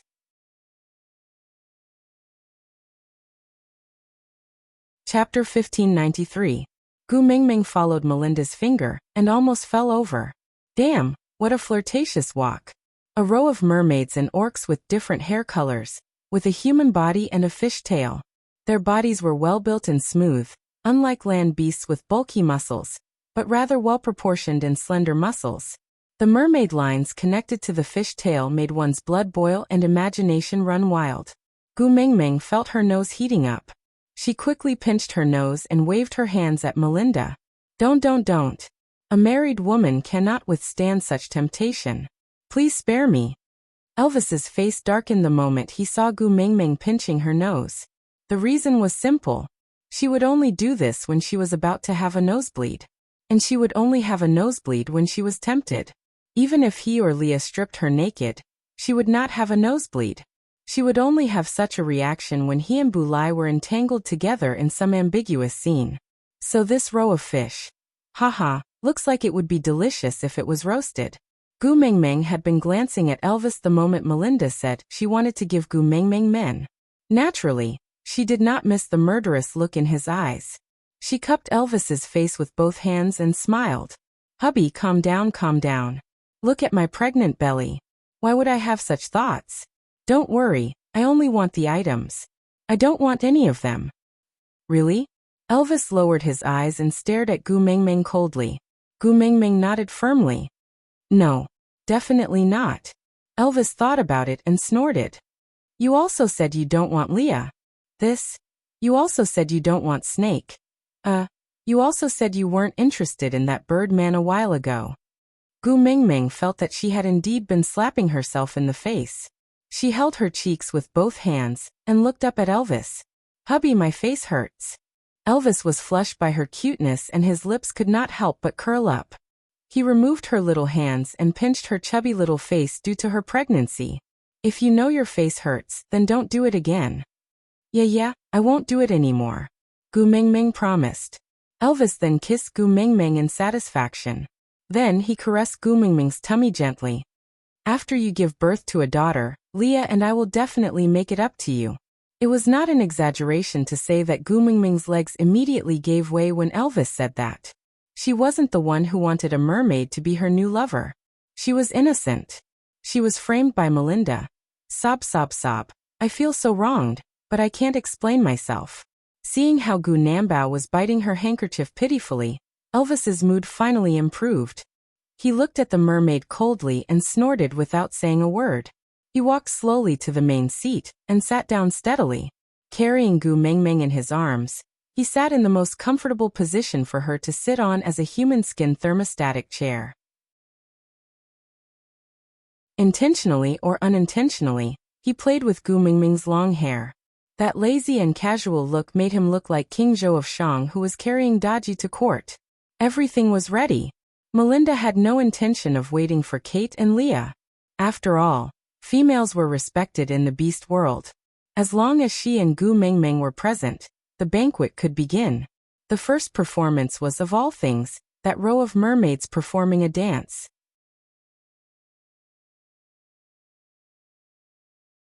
Chapter 1594. Elvis's eyes were still looking down at Gu Mengmeng. The redder her face became, the darker his face became. Gu Mengmeng only retracted her gaze obediently when she heard the sound of teeth grinding above her head. She buried her entire face into Elvis's chest. Actually, she did not have the intention to take in a new partner, but since he danced so hard, wouldn't it be a waste if she did not watch? But it would not be good to cause some family conflict just to feast her eyes. Right, even if a young man in the modern world wanted to peek at a lady, he would not dare to do it in front of his wife. Right, Gu Mengmeng's little act of burying her face really pleased Elvis. The malevolence on his face disappeared instantly, and he only felt that this ostrich was so adorable. So he lifted her little chin and kissed her deeply on the lips. Acting as if there was no one else around, they were deeply entangled. He kissed until Gu Mengmeng's whole body went limp and was almost out of breath, before he released her reluctantly. He used his thumb to gently wipe away the remaining saliva at the side of her lips, gritting his teeth and saying, I really can't wait. I can't wait for you to give birth to her today. Gu Mengmeng's face turned red because of the lack of oxygen. She pouted coquettishly and punched Elvis's chest, saying, If I give birth today, it will be premature. Elvis choked and said with a serious expression, That won't do. Leah said that you must be pregnant for a full month, or else it will not be good for you and your daughter. You still know? Gu Mengmeng glared at him. Gu Mengmeng could not be blamed for being pretentious. It was just that this brother's expression of desire was too obvious. She felt uncomfortable sitting on his lap. How many years had they been a married couple? Wasn't it just because she was pregnant that she could not have sex with him? Did he have to be so high profile and show how wronged he was in public for how long? All males in the world are the same. They are all animals that think with their lower bodies. Gu Mengmeng mumbled and stiffened her neck, not looking at Elvis anymore. Elvis shook his head helplessly and said, Silly girl, this is a display of my love for you. If I don't get hard when I see you, then what will happen to your future happiness? Don't be angry, it will affect your daughter badly. Gu Mengmeng became even angrier upon hearing this. She turned her head and asked, In your eyes, am I important or daughter important? Now that you have her, you don't care about me anymore? You're not afraid of my anger, but you're only concerned about whether your daughter will be affected? Elvis, Doesn't your conscience hurt? Leah had told Elvis before that it was normal for pregnant women to be unreasonable due to their fluctuating emotions. Moreover, in Elvis's eyes, when had Gu Mengmeng ever been wrong? She was angry. It was obvious that he had said something wrong. He was the one who was wrong, not her. Since he was in the wrong, Elvis naturally apologized with a good temper, coaxing and teasing her. But just when Elvis was apologizing to Gu Mengmeng, a mermaid swam over and stood in front of Gu Mengmeng, saying, "Mighty messenger, I am the third-level mermaid beast Jimmy. Can I invite you to swim in the sea with me? I know a place with a beautiful view." "I think you're dreaming too." Elvis raised his eyebrows and sneered. "Let's see if you have the ability to take my female away from my arms." Jimmy did not seem to be afraid of Elvis, who was the Beast King, at all. In other words, males were fearless when it came to courtship.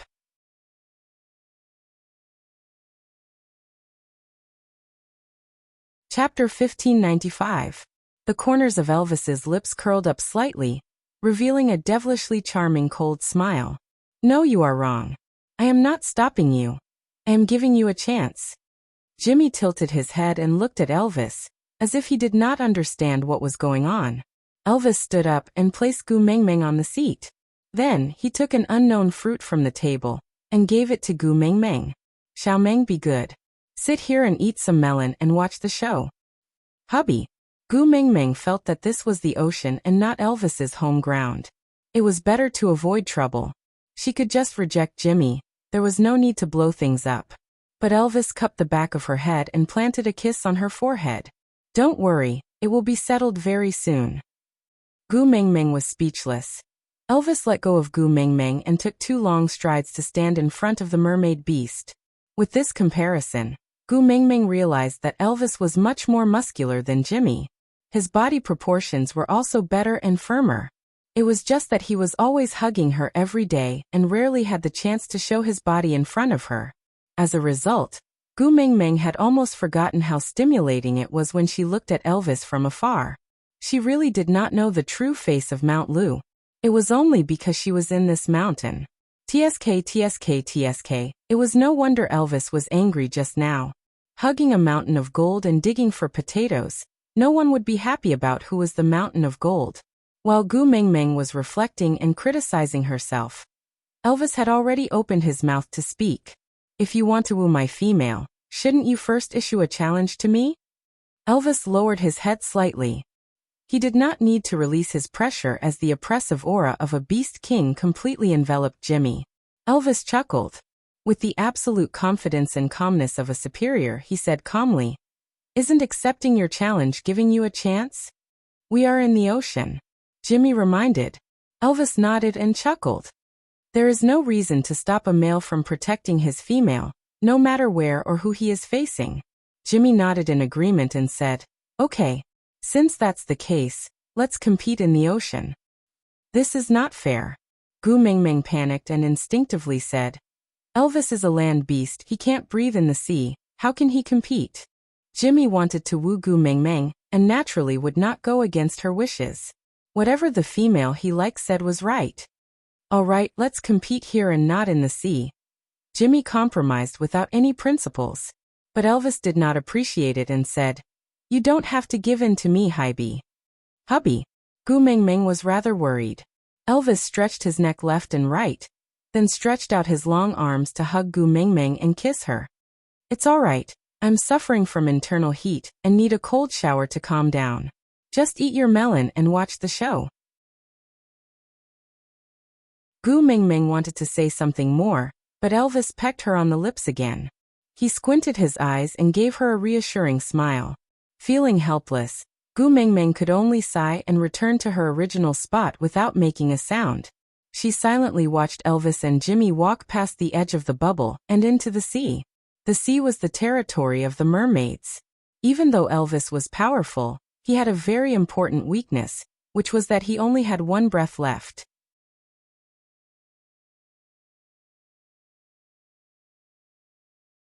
Chapter 1596. Gu Mengmeng gritted her teeth in her heart, but maintained a faint smile on her face. If Elvis lost, how was she going to reject this Jimmy later? While Gu Mengmeng was plotting in her heart, Jimmy had already launched his attack on Elvis. Jimmy was a righteous mermaid and disdained using underhanded methods. Otherwise, he would have just lured Elvis far away and depleted his breath to win. There was no need for him to attack so hastily. Elvis replied with a cold smile. All is fair in war. Giving up one's advantage for the sake of so-called morality was not righteousness, it was stupidity. Elvis tried to move his fist. There was indeed a strong resistance in the water. Even if he swung his fist over, it would probably be useless. Thus, he gave up on the idea of a hand-to-hand fight, and just stared coldly at Jimmy, waiting for his attack. Mermaids were extremely fast in the water. Even a beast king like Elvis could not see his movements clearly due to his limited vision in the water. However, vision was only a small factor in a battle. More importantly, it was the body's memory and instinctive sense of danger. So when Jimmy's webbing was like a sharp knife aimed at Elvis's neck, Elvis's sharp claws were one step ahead of Jimmy, and had already grasped Jimmy's throat firmly. Tilting his head and smiling, the beast pressure suddenly erupted, creating a huge ripple in the water. The ripple quickly pushed outwards, forming a powerful undercurrent, causing the scales of all the mermaids present to explode. That kind of fear was emitted from the depths of their bones, and could not be resisted. Jimmy was just a third-level beast and he was in such close proximity to the Beast King's pressure, so he naturally could not withstand it. His eyelids rolled back and he fainted, revealing his original form. Elvis was merciful, or else Jimmy would have been squashed into a fish meatball. It was not that Elvis had become merciful, it was just that Gu Mengmeng was pregnant, and such a bloody and violent scene was not good for his daughter's prenatal education. She was a little female. As long as there was a beautiful fairy tale in the world, it would be fine. When Elvis carried the fainted Jimmy back into the bubble, the row of mermaids who were prepared to express their goodwill to Gu Mengmeng all sat upright and still, not daring to act coquettishly in front of Gu Mengmeng anymore. Elvis threw Jimmy in front of them and said calmly, "He doesn't look like he can take a beating, take good care of him." Yes. The mermaids understood that Elvis was indirectly expressing one word, scram. Thus, the row of mermaids carried Jimmy, who had transformed into his true form, out of the bubble. At the same time, Leo was walking back with a thick bunch of poisonous shellfish tendons. He looked at Jimmy's corpse and then at Elvis. The two of them exchanged glances and instantly understood what was going on with this row of mermaids. Leo mischievously tripped the mermaid beast in the middle with his tail. If they were in the water, nothing would have happened, but they were in a vacuum bubble. Hence, that mermaid stumbled and fell onto the people in front of him, bringing the people behind him with him. As a result, the entire row of mermaids fell out of the bubble in an extremely pathetic manner. It was a stark contrast to their cheerful appearance when they entered the bubble.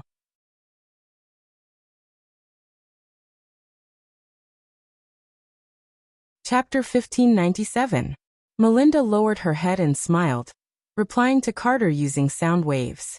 She told him about Elvis's actions and concluded that even if she had the intention to make arrangements, those mermaids would have been scared out of their wits by Elvis. Who would dare to approach Gu Mengmeng? Gu Mengmeng also understood that Elvis's actions just now were not due to Jimmy's provocation. He was making an example out of her, and using an instant kill to awe those mermaids who had their imaginations running wild. That was the only way to settle things once and for all. But this made the situation a little awkward. After all, Melinda had good intentions. So Gu Mengmeng cleared her throat and said, "After making arrangements for the kiss of the ocean, I will be staying in the desert for a while. Sigh, the sandstorms there are strong and there's no water source. Just thinking about it makes me miserable." Melinda was not a fool. How could she not understand that Gu Mengmeng was giving her a way out? She was saying that she would not be living in the ocean forever, and mermaids could not leave the water for long periods of time, so she would not take an ocean tribesman as partners. This was considered a proper official statement. Melinda did not have any intention of currying favor with Gu Mengmeng. She just thought that mermaids were handsome, and had a different style from land beasts. If Gu Mengmeng liked them, she would naturally be happy to see it happen. But from the looks of it, Elvis and Leo would not agree so easily. And Gu Mingming herself did not seem to have any intention of expanding her family. So she would not force it. The banquet was still going on, uninterrupted by this small incident. Singing and dancing to celebrate peace and prosperity made it feel like the immortality peach banquet in the heavens. After all, the mermaids were the only race in the beast world that knew music. Birds could also sing, but they did not know how to play musical instruments. They could only use their throats to produce sounds. But mermaids were different. They could produce different sounds by hitting different kinds of shells, corals, tortoise shells, and rocks. Finally, they produced a harmonious melody. Compared to a concert in the modern world, it was boring. But it was the most exciting performance Gu Mingming had seen in so many years in the beast world. Leah passed the shellfish tendon to Gu Mingming and whispered into her ear, "I have tested it. The tendon without flesh is not poisonous. What do you intend to do?" Gu Mingming took a piece of shellfish tendon and pulled it in her hand. It was very elastic, just a little too thin. Thus, Gu Mingming took 3 shellfish tendons and braided them into a braid. Then, she strung the red coral beads together, 18 red coral beads in one string. She tied a dead knot at the end of the string, then made a simple china knot on the basis of the dead knot.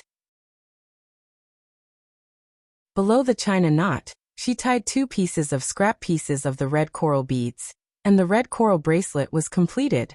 Gu Mingming wore the bracelet on her wrist and smiled at Elvis, asking, "Hubby, does it look good?"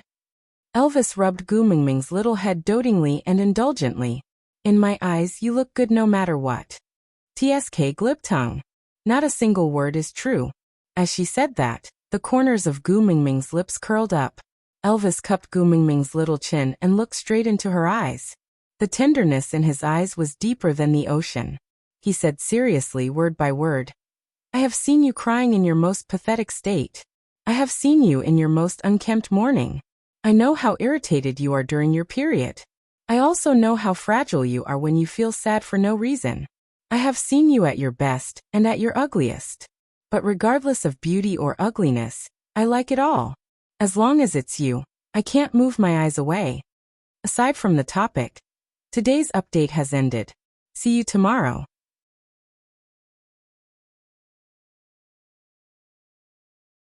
Chapter 1598. Gu Mingming didn't answer Elvis, and just pecked his chin sweetly. Then, she nestled in Elvis's arms and watched Melinda's performance as she knitted the bracelets. She wore the first one on her wrist, the second one for Elvis, the third one for Leah, and the fourth one for Melinda. Gu Mingming finished knitting the remaining corals and shellfish tendons. There were still 7 left. 4 sons and the one in their tummies needed 5 bracelets. Sandy wanted 1 bracelet. There was still 1 left. Gu Mingming's gaze swept around and landed on Oratin's face. Although they did not have that kind of relationship, Oratin was still Gu Mingming's guardian beast in the eyes of outsiders. She had to at least maintain her image, so Gu Mingming gave the last bracelet to Oratin. Oratin was a straight man and did not have much interest in jewelry. He was more interested in the plate of meat in front of Gu Mingming. But as a male, he still had the bottom line. He really could not snatch a female's food. But Oratin did not mind, while Fei Rue liked it very much. His clear big eyes kept staring at the bracelet on Oratin's wrist. There was no lack of corals in the ocean, but the problem was that the poisonous shellfish was too difficult to obtain. He definitely could not get it by himself. And even if he got it, he did not know how to knit Gu Mingming's braids, nor did he know how to knit a china knot. So, the raw materials were all from the deep ocean. But as a prince of the ocean, he did not have such a bracelet. Sob, sob, sob, he really wanted it. Oratin looked at Fei Rue and raised his hand. "You want it?" Fei Rue nodded honestly. "Is it very obvious?" Oratin was expressionless. "Yeah, every time I see meat it looks like this." Fei Rue smiled embarrassedly and did not reply. Oratin took off the coral bracelet from his wrist and handed it to Fei Rue. "This is for you." "Really?" Fei Rue's big eyes lit up. He looked at Oratin with admiration. But just as he was about to take it, he hesitated and lowered his head. "This is a gift from the great messenger. Everyone in your family has one. If you give me yours, I don't mind," Oratin answered honestly. He wasn't consoling her. As long as Leah cooked regularly, He really didn't care about anything else. Fei Rui still did not dare to take it, but he really wanted it. Hence, he jogged over to Gu Mengmeng and looked at her expectantly with a pair of eyes as clear as the stars in the sky. Great messenger, Oraton said he is willing to give me that string of red corals. Can I have it? Gu Mengmeng stared blankly at Fei Rui. Instead of answering, she asked, I have already given it to Oraton. If he is willing to give it to you and you are willing to take it, just keep it. Why are you asking me? Fei Rui smiled awkwardly and said, I was afraid that if I accepted that string of red corals, you would be angry with Oraton and not dote on him anymore. Gu Mengmeng almost choked on her saliva. She and Oraton were really just family in name, and Oraton probably did not need her pampering. In this family, the person he needed the most was probably Leah. Thinking about this, Gu Mengmeng's gaze drifted towards Leah.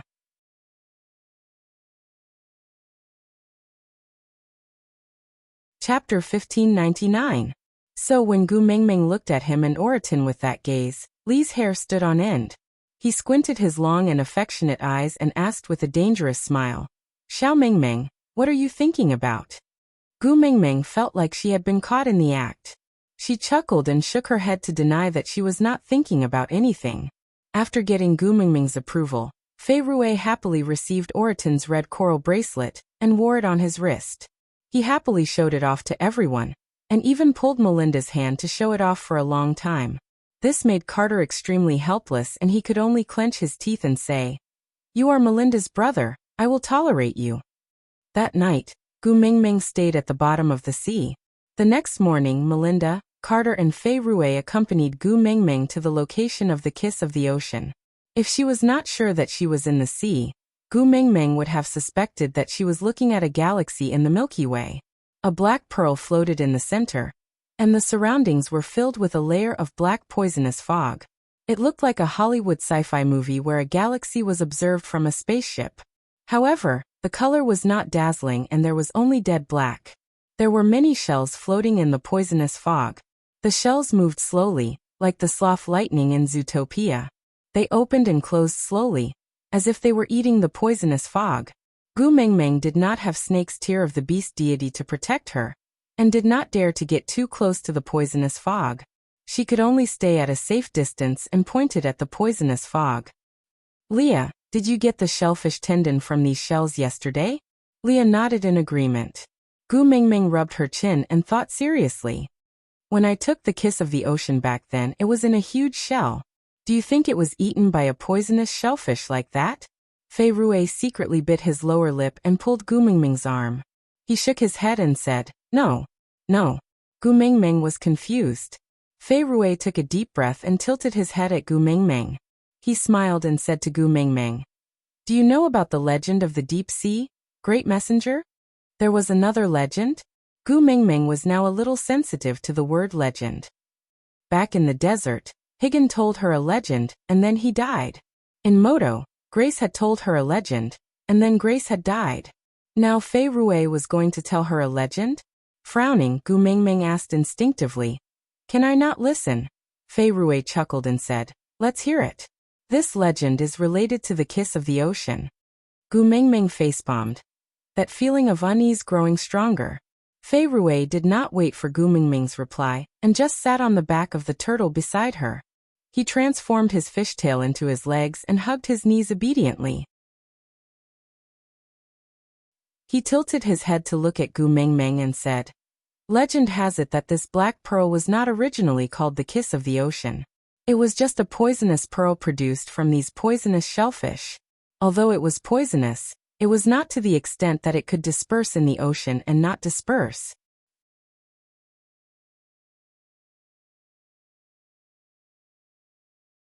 Chapter 1600. Fei Rui seemed to understand Gu Mengmeng's confusion, and just grinned. His smile was always so clear and clean that whenever he smiled, it was as if the surrounding poisonous fog was purified. Fei Rui continued hugging his knees and looked at the black pearl in the middle of the poisonous fog. He took a deep breath before continuing. About 1,000 years ago, there was an extremely venomous snake that fell in love with a female.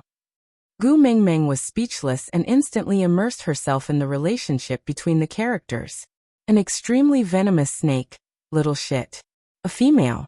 Wang Xiaoxin. The characters in the legend were all familiar people. This setting really hindered one's interest in listening to the story. Forget it, what legend?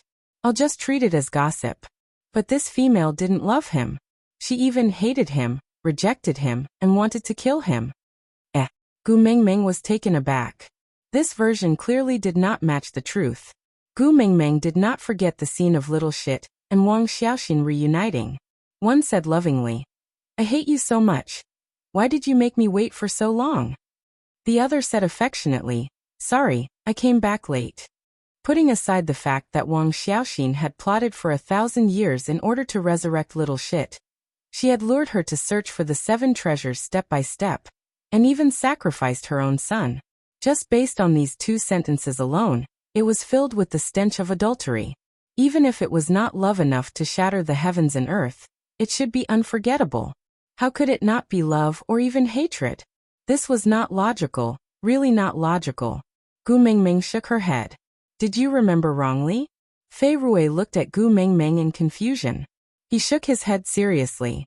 There are not many legends in the deep sea, especially when the mermaid tribe has been the guardian of the kiss of the ocean for generations. So I will definitely not remember this legend wrongly. Gu Mingming pursed her lips. She could not figure it out no matter how hard she thought about it. She could only raise her hand. All right, continue. I will listen. Fei Rui nodded. Although the female was very resistant, that snake beast was unusually overbearing and unreasonable. He was also very powerful and unpredictable. In order to prevent the female's mate from finding her, he tied her up and hid her in the deep sea. As Fei Rui spoke, he turned to look at Gu Mingming. The method that Melinda made for you was passed down from 1,000 years ago. At that time, the snake beast also made a bubble like this for the female, so that she could move and breathe freely in the deep sea. Gu Mingming laughed dryly. Free movement and breathing? Within a limited area, he could move and breathe freely while being watched. What kind of freedom was that? Let's call it jail. Moreover, with such a depth, there was no chance of escaping. Gu Mingming twitched her lips and thought to herself, it was no wonder that Little Shit hated Wang Xiaoxin like that. The snake beast said that when the female is willing to mate with him, he will release the female. However, that female really rejected him. No matter what he did, she refused to mate with him. The more he pressured her, the more she resisted, just to escape. Then in order to escape, the female accepted a mermaid. Fei Rui's eyes dimmed as he said this.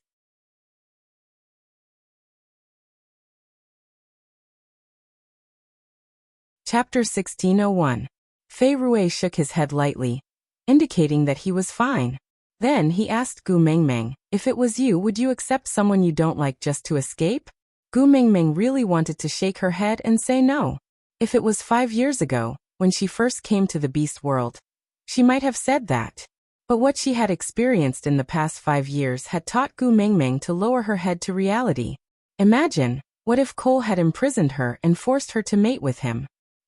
In order to escape and meet up with Elvis and Leah on land, Gu Mingming would definitely agree to mate with a certain mermaid. Not to mention that she would rather die than submit. Her life was still tied to Elvis and Lee's, and she was pregnant with a little one. If she died, Elvis and Leah would definitely suffer more than death. They would go crazy and destroy the entire beast world, including themselves.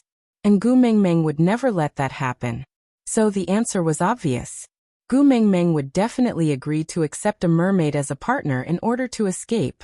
Although she was hesitant, Gu Mingming still nodded and said, if it was me, I would have done the same. She could feel Elvis tightening his arms around her. She turned back to look at Elvis. Elvis's expression was solemn, as if he was hesitating for a long time, before saying casually, you did the right thing. Gu Mingming leaned into Elvis's arms and laughed softly, saying, but this kind of situation will not happen to us anymore. You and Leah are both beast kings. There is almost no chance of success to kidnap me under your watch. Fei Rui smiled and did not expose Gu Mingming's words. Actually, as long as they did not care about the consequences, it was still possible. For example, they were at the bottom of the sea now. Even if Elvis and Leah were beast kings, they would not be able to unleash their full potential in such a deep sea. They just had to burst their oxygen bubble, and they could easily kidnap Gu Mengmeng. But in the deep sea now, the mermaids were all loyal to Gu Mengmeng. No matter how much they wanted to mate with Gu Mengmeng, they would not use such an extreme method. This was the fundamental difference between mermaids and snake beasts. Fei Rui knew that with Gu Mengmeng and Li's intelligence, it was impossible for them not to have thought of this possibility. But they had given the mermaid absolute trust, which was why they dared to follow them down to such a dangerous place. This trust was extremely precious, and the entire mermaid clan treasured it very much. Naturally, they would not do anything that would harm this trust. Since he didn't know how to do it, why would he say those words that would cause discord? Fei Rui withdrew his gaze and continued to look at the kiss of the ocean. The female isn't running away blindly. Although she's in the deep sea, she's able to communicate with the outside world through the mermaid. Her partner found the beach and started fighting with the snake beast. He fought with no regard for his own life, and the mermaid took the opportunity to take her away. Gu Mengmeng rested her chin on her hand as she listened to the story. Although Fei Rui only mentioned it casually, Gu Mengmeng was still shaken to the core. Little Shit's strength was already at the level of a demigod. What kind of price did Wang Xiaoxin's other partners have to pay to entangle him on the shore and give her a chance to escape?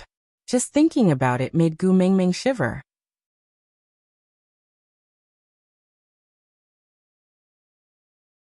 Chapter 1602. The female managed to escape to the shore, but the mermaid could not leave with her. Fei Rui continued, because once on land, the mermaid would not have any advantage in battle. Not only could he not protect her, he might even be a burden to her. He could not waste the chance to escape that she had paid such a huge price for. So the mermaid decided to let the female leave by herself, while he returned to the sea to help her stall the snake beast, to fight for a chance of survival for her partners. Even if only one of her partners could leave this place alive, it would be a precious blessing to her. Gu Mengmeng caught an important point, which was that Wang Xiaoxin had agreed to mate with the mermaid, but this promise was not fulfilled in time, and the two of them were separated.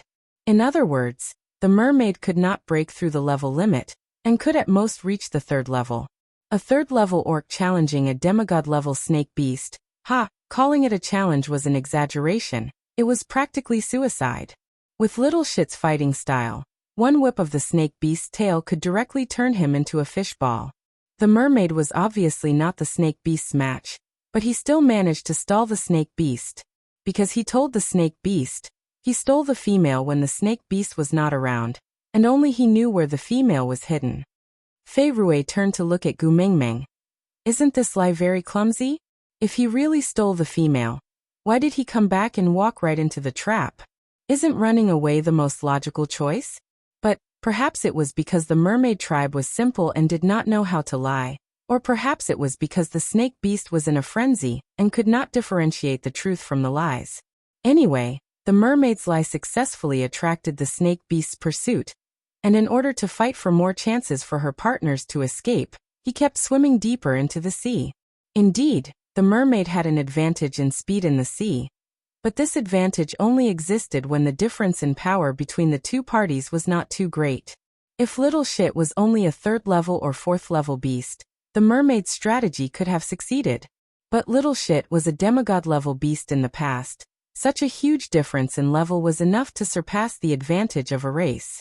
Moreover, Little Shit was not an ordinary land beast. He was also considered to be his domain in the water. The mermaid was dreaming if he wanted to fight for time by swimming in front of Little Shit. Indeed, Fei Rui continued. Unfortunately, the mermaid was caught by the snake beast before he could run very far. However, the snake beast did not kill him. Instead, it hung him and the other partners of the female upside down on the shore, forcing the female to go back by herself. The female did not run far from the start. She had been lurking nearby. When she saw that her partner and the mermaid were captured, and that their lives were in danger, she finally took the initiative to appear in front of the snake beast. Gu Mengmeng had guessed it. Although Wang Xiaoxin was frighteningly rational, he was at least not a selfish person who did not care about the lives of others, especially those who were caught. They were her partners. Fei Rui was silent for a moment before he continued. The female ate the black pearl with the snake beast's venom. She needs the snake beast to detoxify her every day, or she will die from the poison. In exchange for the safety of their partners, the snake beast did not imprison the female at the bottom of the sea.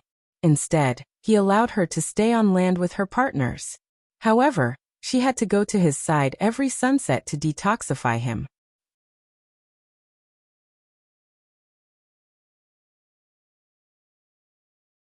Chapter 1603.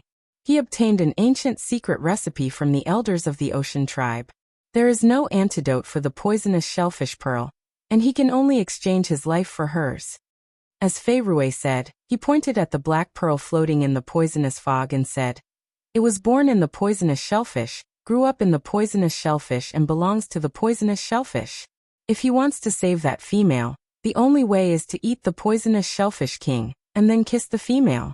Mouth to mouth, he will suck the black pearl into his body." Gu Mingming frowned and did not say a word. The males in the beast world were not afraid of death for the person they liked.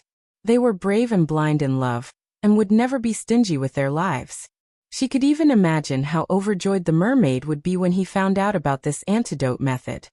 His entire mind was filled with the thought that Wang Xiaoxin could be saved, and he did not have the slightest bit of rationality to think about how he would lose his life. The mermaid swallowed the entire poisonous shellfish king, and swam towards the shore with all his might before the poison attacked his heart. Finally, he saw the female who was about to meet the snake beast under the afterglow of the setting sun. The poisonous shellfish king was stuck in his throat, and his vocal cords were already destroyed, so he could not make any sound. He could only use his tail to slap the surface of the water to attract the female's attention. Even though the poison of the poisonous shellfish king made his skin burn in pain, he did not care and just slapped the surface of the water with all his might, splashing countless waves. Finally, he successfully attracted the female's attention. The female ran to the beach and asked him what was wrong. He could not speak and could only hold the female tightly and kiss her lips. At this point, Fei Rui turned around to look at Gu Mengmeng. His eyes shone with a light that seemed like he understood, as if he was longing for it, but also as if it was just an ignorant fantasy. He said, "It was said that the scene at that moment was frozen. It was so beautiful that even the waves could not bear to attack their kiss. That was the most peaceful moment in the history of the ocean, without any waves. The setting sun gilded them with the most beautiful glow, just like a pair of gentle hands, gently protecting their first kiss.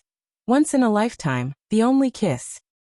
The poisonous pearl in the female's body was sucked into the mermaid's body by the poisonous shellfish king. The two poisons caused the mermaid's skin to start festering.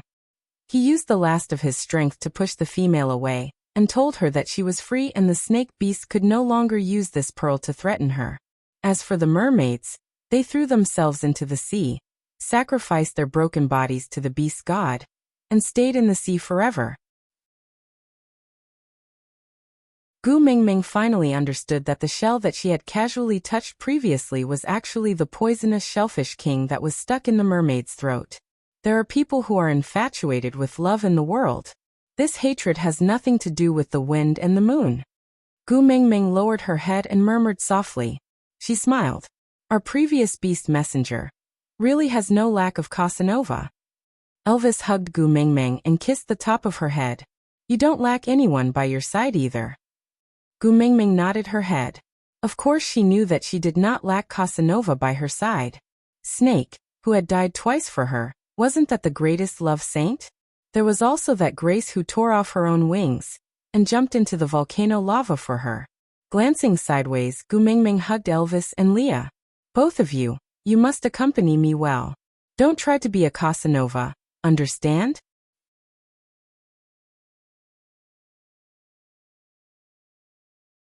Chapter 1604.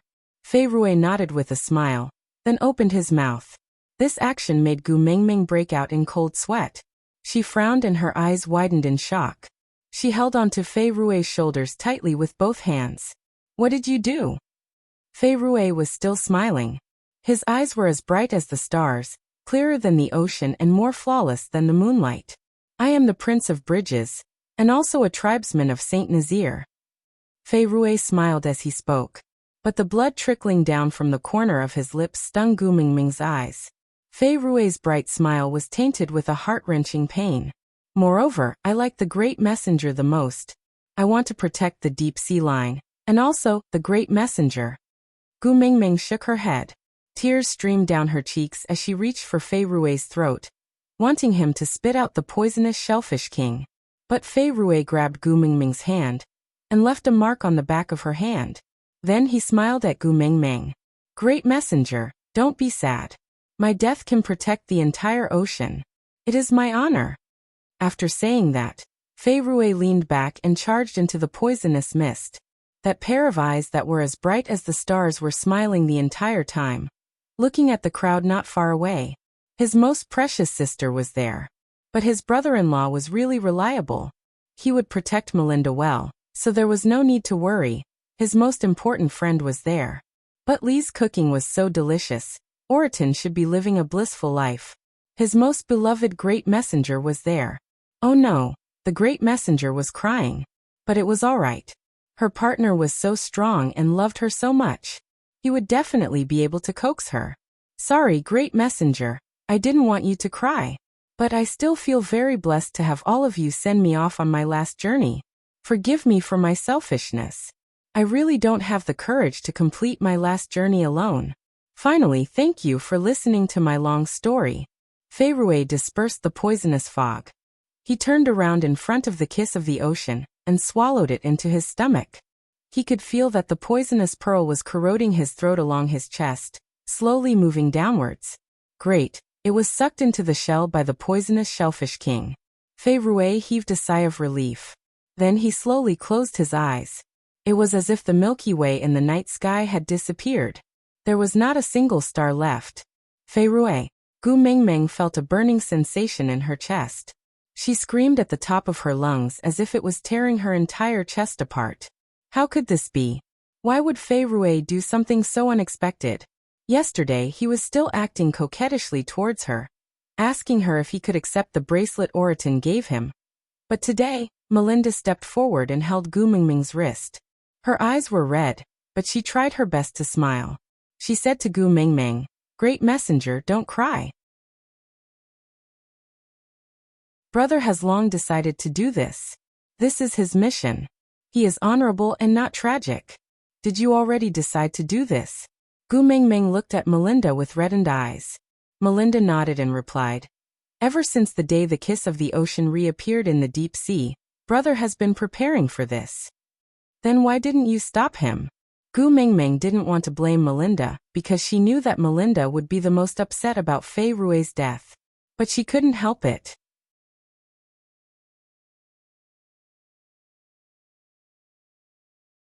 Chapter 1605. I stopped him. Melinda glanced at Gu Mingming, and then at Elvis. She didn't continue.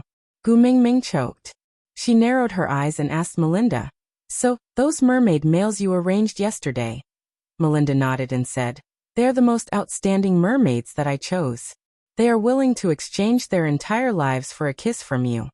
Gu Mingming really didn't know what to say. Her heart ached for Fei Rui.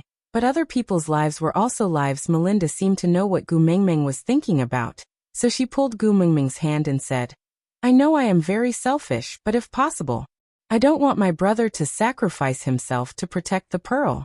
So I prepared those. Gu Mingming shook her head and said, I don't blame you. Yes, she had no right to blame Melinda. Didn't she sacrifice Miranda's child to protect her own child? In times of life and death, human nature was always selfish. Gu Mingming looked at Melinda's bloodshot face that was still forcing a smile. In the end, she could not bear to scold her, and could only sigh heavily. You should have told me earlier. Maybe I could have stopped Fei Rui? Melinda's eyes were bloodshot. Melinda forced a smile and shook her head. If no one swallowed the poisonous shellfish king to absorb the kiss of the ocean, this pearl would continue to release poisonous fog and attract all the poisonous shellfish in the sea.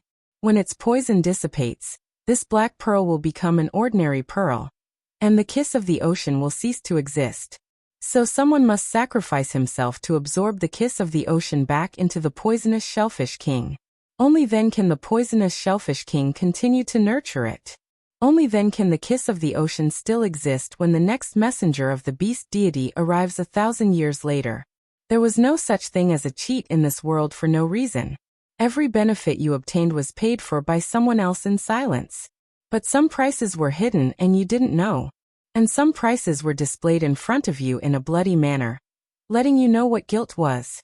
Gu Mengmeng clutched at her chest as she looked at Fei Rui, who was curled up into a ball and sleeping like a baby. She watched as his body was slowly corroded by the poisonous fog until it completely disappeared, turning into a puddle of black fog. And in the middle of the fog, there was a small shell that was half a finger long and 2 fingers wide. It opened and closed slightly and the poisonous fog was absorbed bit by bit. Fei Rui didn't even leave a corpse behind. His flesh and blood became nutrients for the poisonous shellfish king to nurture the kiss of the ocean. His flesh and blood became the nutrients for the poisonous shellfish king. Gu Mengmeng, Gu Mengmeng, and Gu Mengmeng. Gu Mengmeng looked at Gu Mengmeng. And the poisonous shellfish kings. Gu Mengmeng felt and felt. The poisonous shellfish king into Gu and Gu Chen Ve.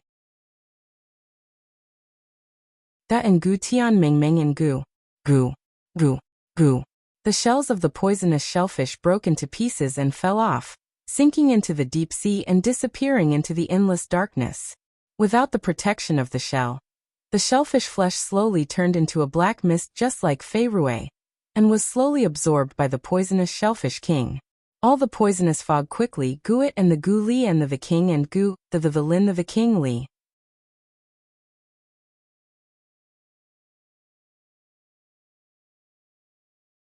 Chapter 1606. The poisonous shellfish king fell into the mud at the bottom of the sea, and then the mud started to change at a speed visible to the naked eye. First, the color turned as black as ink, then the corals and seaweed on the mud withered and died as if their life was sucked out. Then they were sucked in by the black mud, as if they had fallen into a swamp. The small fish that could not escape in time flipped over, then fell into the mud and were also swallowed. Gu Mengmeng recognized that this was no longer mud, but a swamp at the bottom of the sea. When she went to retrieve the kiss of the ocean, it was little shit who carried her all the way there. Now that she thought about it, if the person who accompanied her was not little shit, no one would have been able to withstand this poison. Even Snake would not have been able to withstand it. Was she going to suffer the consequences 1,000 years later for the sins she committed back then? She did not forget that little shit's skin was almost completely corroded by the poisonous fog, and his wounds were so deep that his bones could be seen. So now that she was the one who planted the seeds of evil, 1,000 years later, should she be the one to escort the next messenger of the beast deity to retrieve the kiss of the ocean? Without Snake's tear of the beast deity, she was no longer immune to all poisons. By then she would probably die here, right? Wasn't it ironic that the mighty beast deity would die from the poison of the kiss of the ocean? Elvis tightened his arms around Gu Mingming's waist and kissed her little hand. He hugged her in his arms and said softly, "Now that things have come to this, there's no use being sad. Fei Rui is a responsible male. We won't forget him." Gu Mingming nodded and leaned lightly against Elvis's chest. "I came to settle the kiss of the ocean, but never thought that it would be settled in such a manner. I thought that nothing would happen as long as I forbid others from swearing to me. But, other than swearing, it turns out that legends can also kill people. I don't want to hear any legends in the future. No one is allowed to tell me legends anymore." Elvis chuckled, feeling rather helpless. In the beast world, the lives of males had always been as cheap as grass. Not to mention Fei Rui, who sacrificed himself for justice. There were many males who sacrificed their lives for the sake of pleasing their females. Just how many males had died, because of Nina in the past? Who would feel the slightest bit sad? The males in the beast world were ferocious and aggressive. There were countless deaths and injuries every day. It was survival of the fittest and the winner would take all the food. This was the truth of the beast world, and also the standard. No one would shed tears for the weak. No one would even remember the males who died, because they were not strong enough. Only Gu Mingming valued the lives of males so much. He loved her kindness, but he also felt sorry for her kindness. Sighing, Elvis patted Gu Mingming's back lightly and said, "All right, the second rule in our family is that no one is allowed to talk about legends. If anyone dares to mention the word legend in front of you in the future, I'll bite them to death, okay?" Gu Mingming wanted to laugh, but she could not. She looked at the poisonous shellfish king that had sunk deep into the swamp, and the surroundings that looked more and more like the scene she had seen when she was retrieving the kiss of the ocean. She shook her head and said, "Let's go, this place will become very dangerous later." "All right." Elvis did not say anything else and carried Gu Mingming in his arms. He gave Carter a look, and the group of them turned around and swam towards the huge bubble that Melinda had prepared for Gu Mingming. Only Gu Mingming and Melinda kept turning back to look at the abyss that had been swallowed by darkness. They knew that there was a clean young man there. He had the clearest eyes and the warmest smile in the world. But from today onwards, he had to guard that pearl alone in the darkness for 1,000 years. Aside from the topic.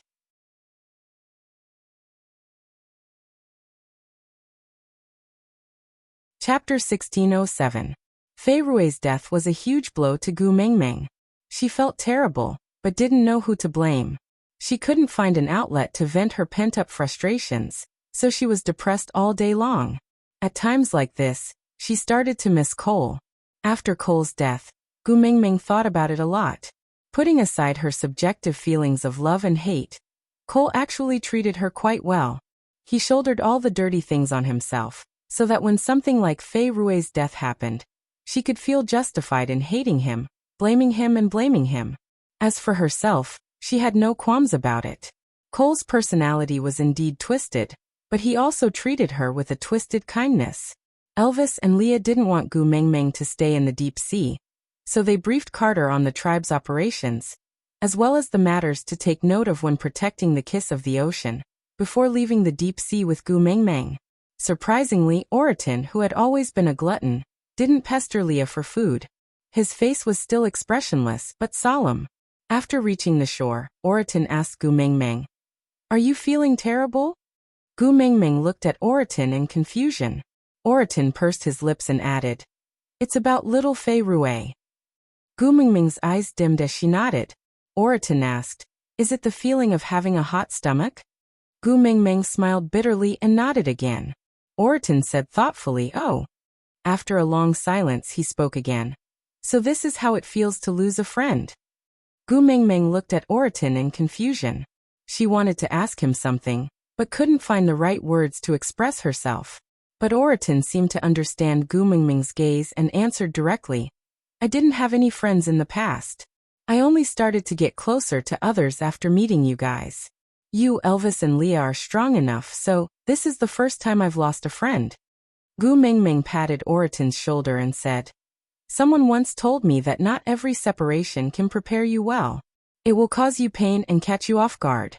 So, cherish the people in front of you. While they are still by your side, do your best to treat them well. That way, when they are caught off guard, our hearts won't be full of guilt. If only I had treated him better at that time. If only I had listened to him seriously at that time. If only I had listened to him seriously at that time. If only I had been tortured to a pulp."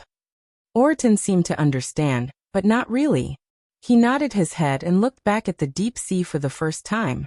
He told himself in his heart that from now on, whenever he met someone he cared about, he would spare no effort to treat them well. After leaving the deep sea, Gu Mingming's last stop was Saint Nazaire. When she returned to Saint Nazaire, she saw Barit standing at the entrance of the tribe to welcome her from afar. Barit, whom she had not seen for a long time, had already matured. He was no longer the lone brave young man who blindly obeyed Gu Mingming's orders and helped her escape from Saint Nazaire regardless of the consequences. In the short span of 5 years, he had been polished by the word love that he couldn't say out loud, and he felt a sense of vicissitudes. Other than Barit, Burke and Kanwu had also come to Saint Nazaire.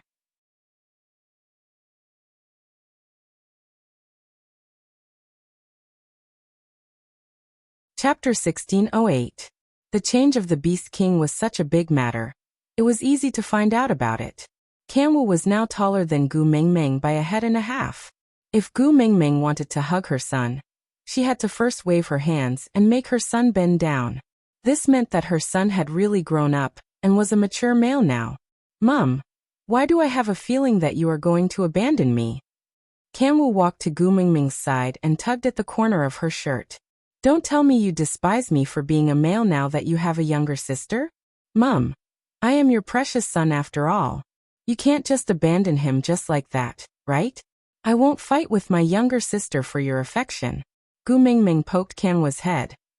What's in your head? You are also a piece of flesh that fell from your mother's body. Back then, I almost sacrificed my life to give birth to you. How can you use such heartless words to mock me today? Ha. Mum, I was wrong. Kanwu had always been a straightforward person. Seeing Gu Mingming poke him, he did not get angry and just laughed dryly. Gu Mingming sighed.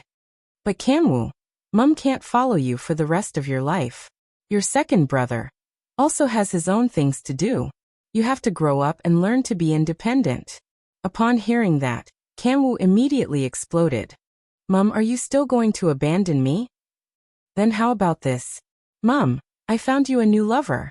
He's quite fun. Why don't you? Before Kanwu could finish his sentence, he was sent flying by Elvis's kick. His face was so black that ink could drip out from it. New lover? Elvis clenched his teeth and squeezed out word by word. Do you want to die? MMM? Gu Mingming hurriedly stopped Elvis. She patted his chest and said, Children speak without thinking. They are just children talking nonsense. Why are you throwing a tantrum? Domestic violence isn't right. Leah pulled Gu Mingming back from Elvis's arms and hugged her in his arms, not allowing her to stop Elvis. With a fake smile plastered on his face, he glanced at Kanwu, who had been sent flying, then looked at Gu Mingming and said, I feel that other than the amazing medical skills in that world, some of the proverbs are also very reasonable. For example, a loving mother produces spoiled children. A filial son is born under the rod. An unpolished jade is worthless. A son who doesn't get spanked is a failure. Gu Mingming finally understood that Kanwu's new lover was like poking a hornet's nest.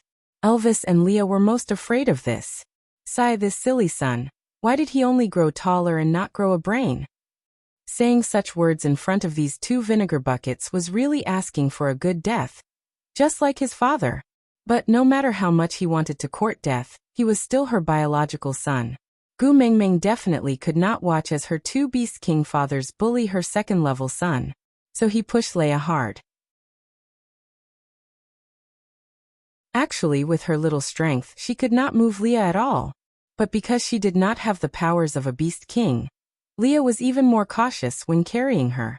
He did not dare to use too much strength, and was even more careful than carrying a piece of tofu. He was afraid that she would get hurt.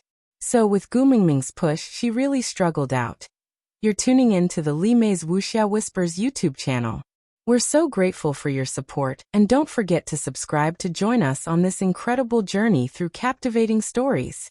Your generosity through donations truly makes a world of difference, as it's the primary source of revenue that allows me to expand and enhance this channel for you. Thank you from the bottom of my heart for being a part of this adventure.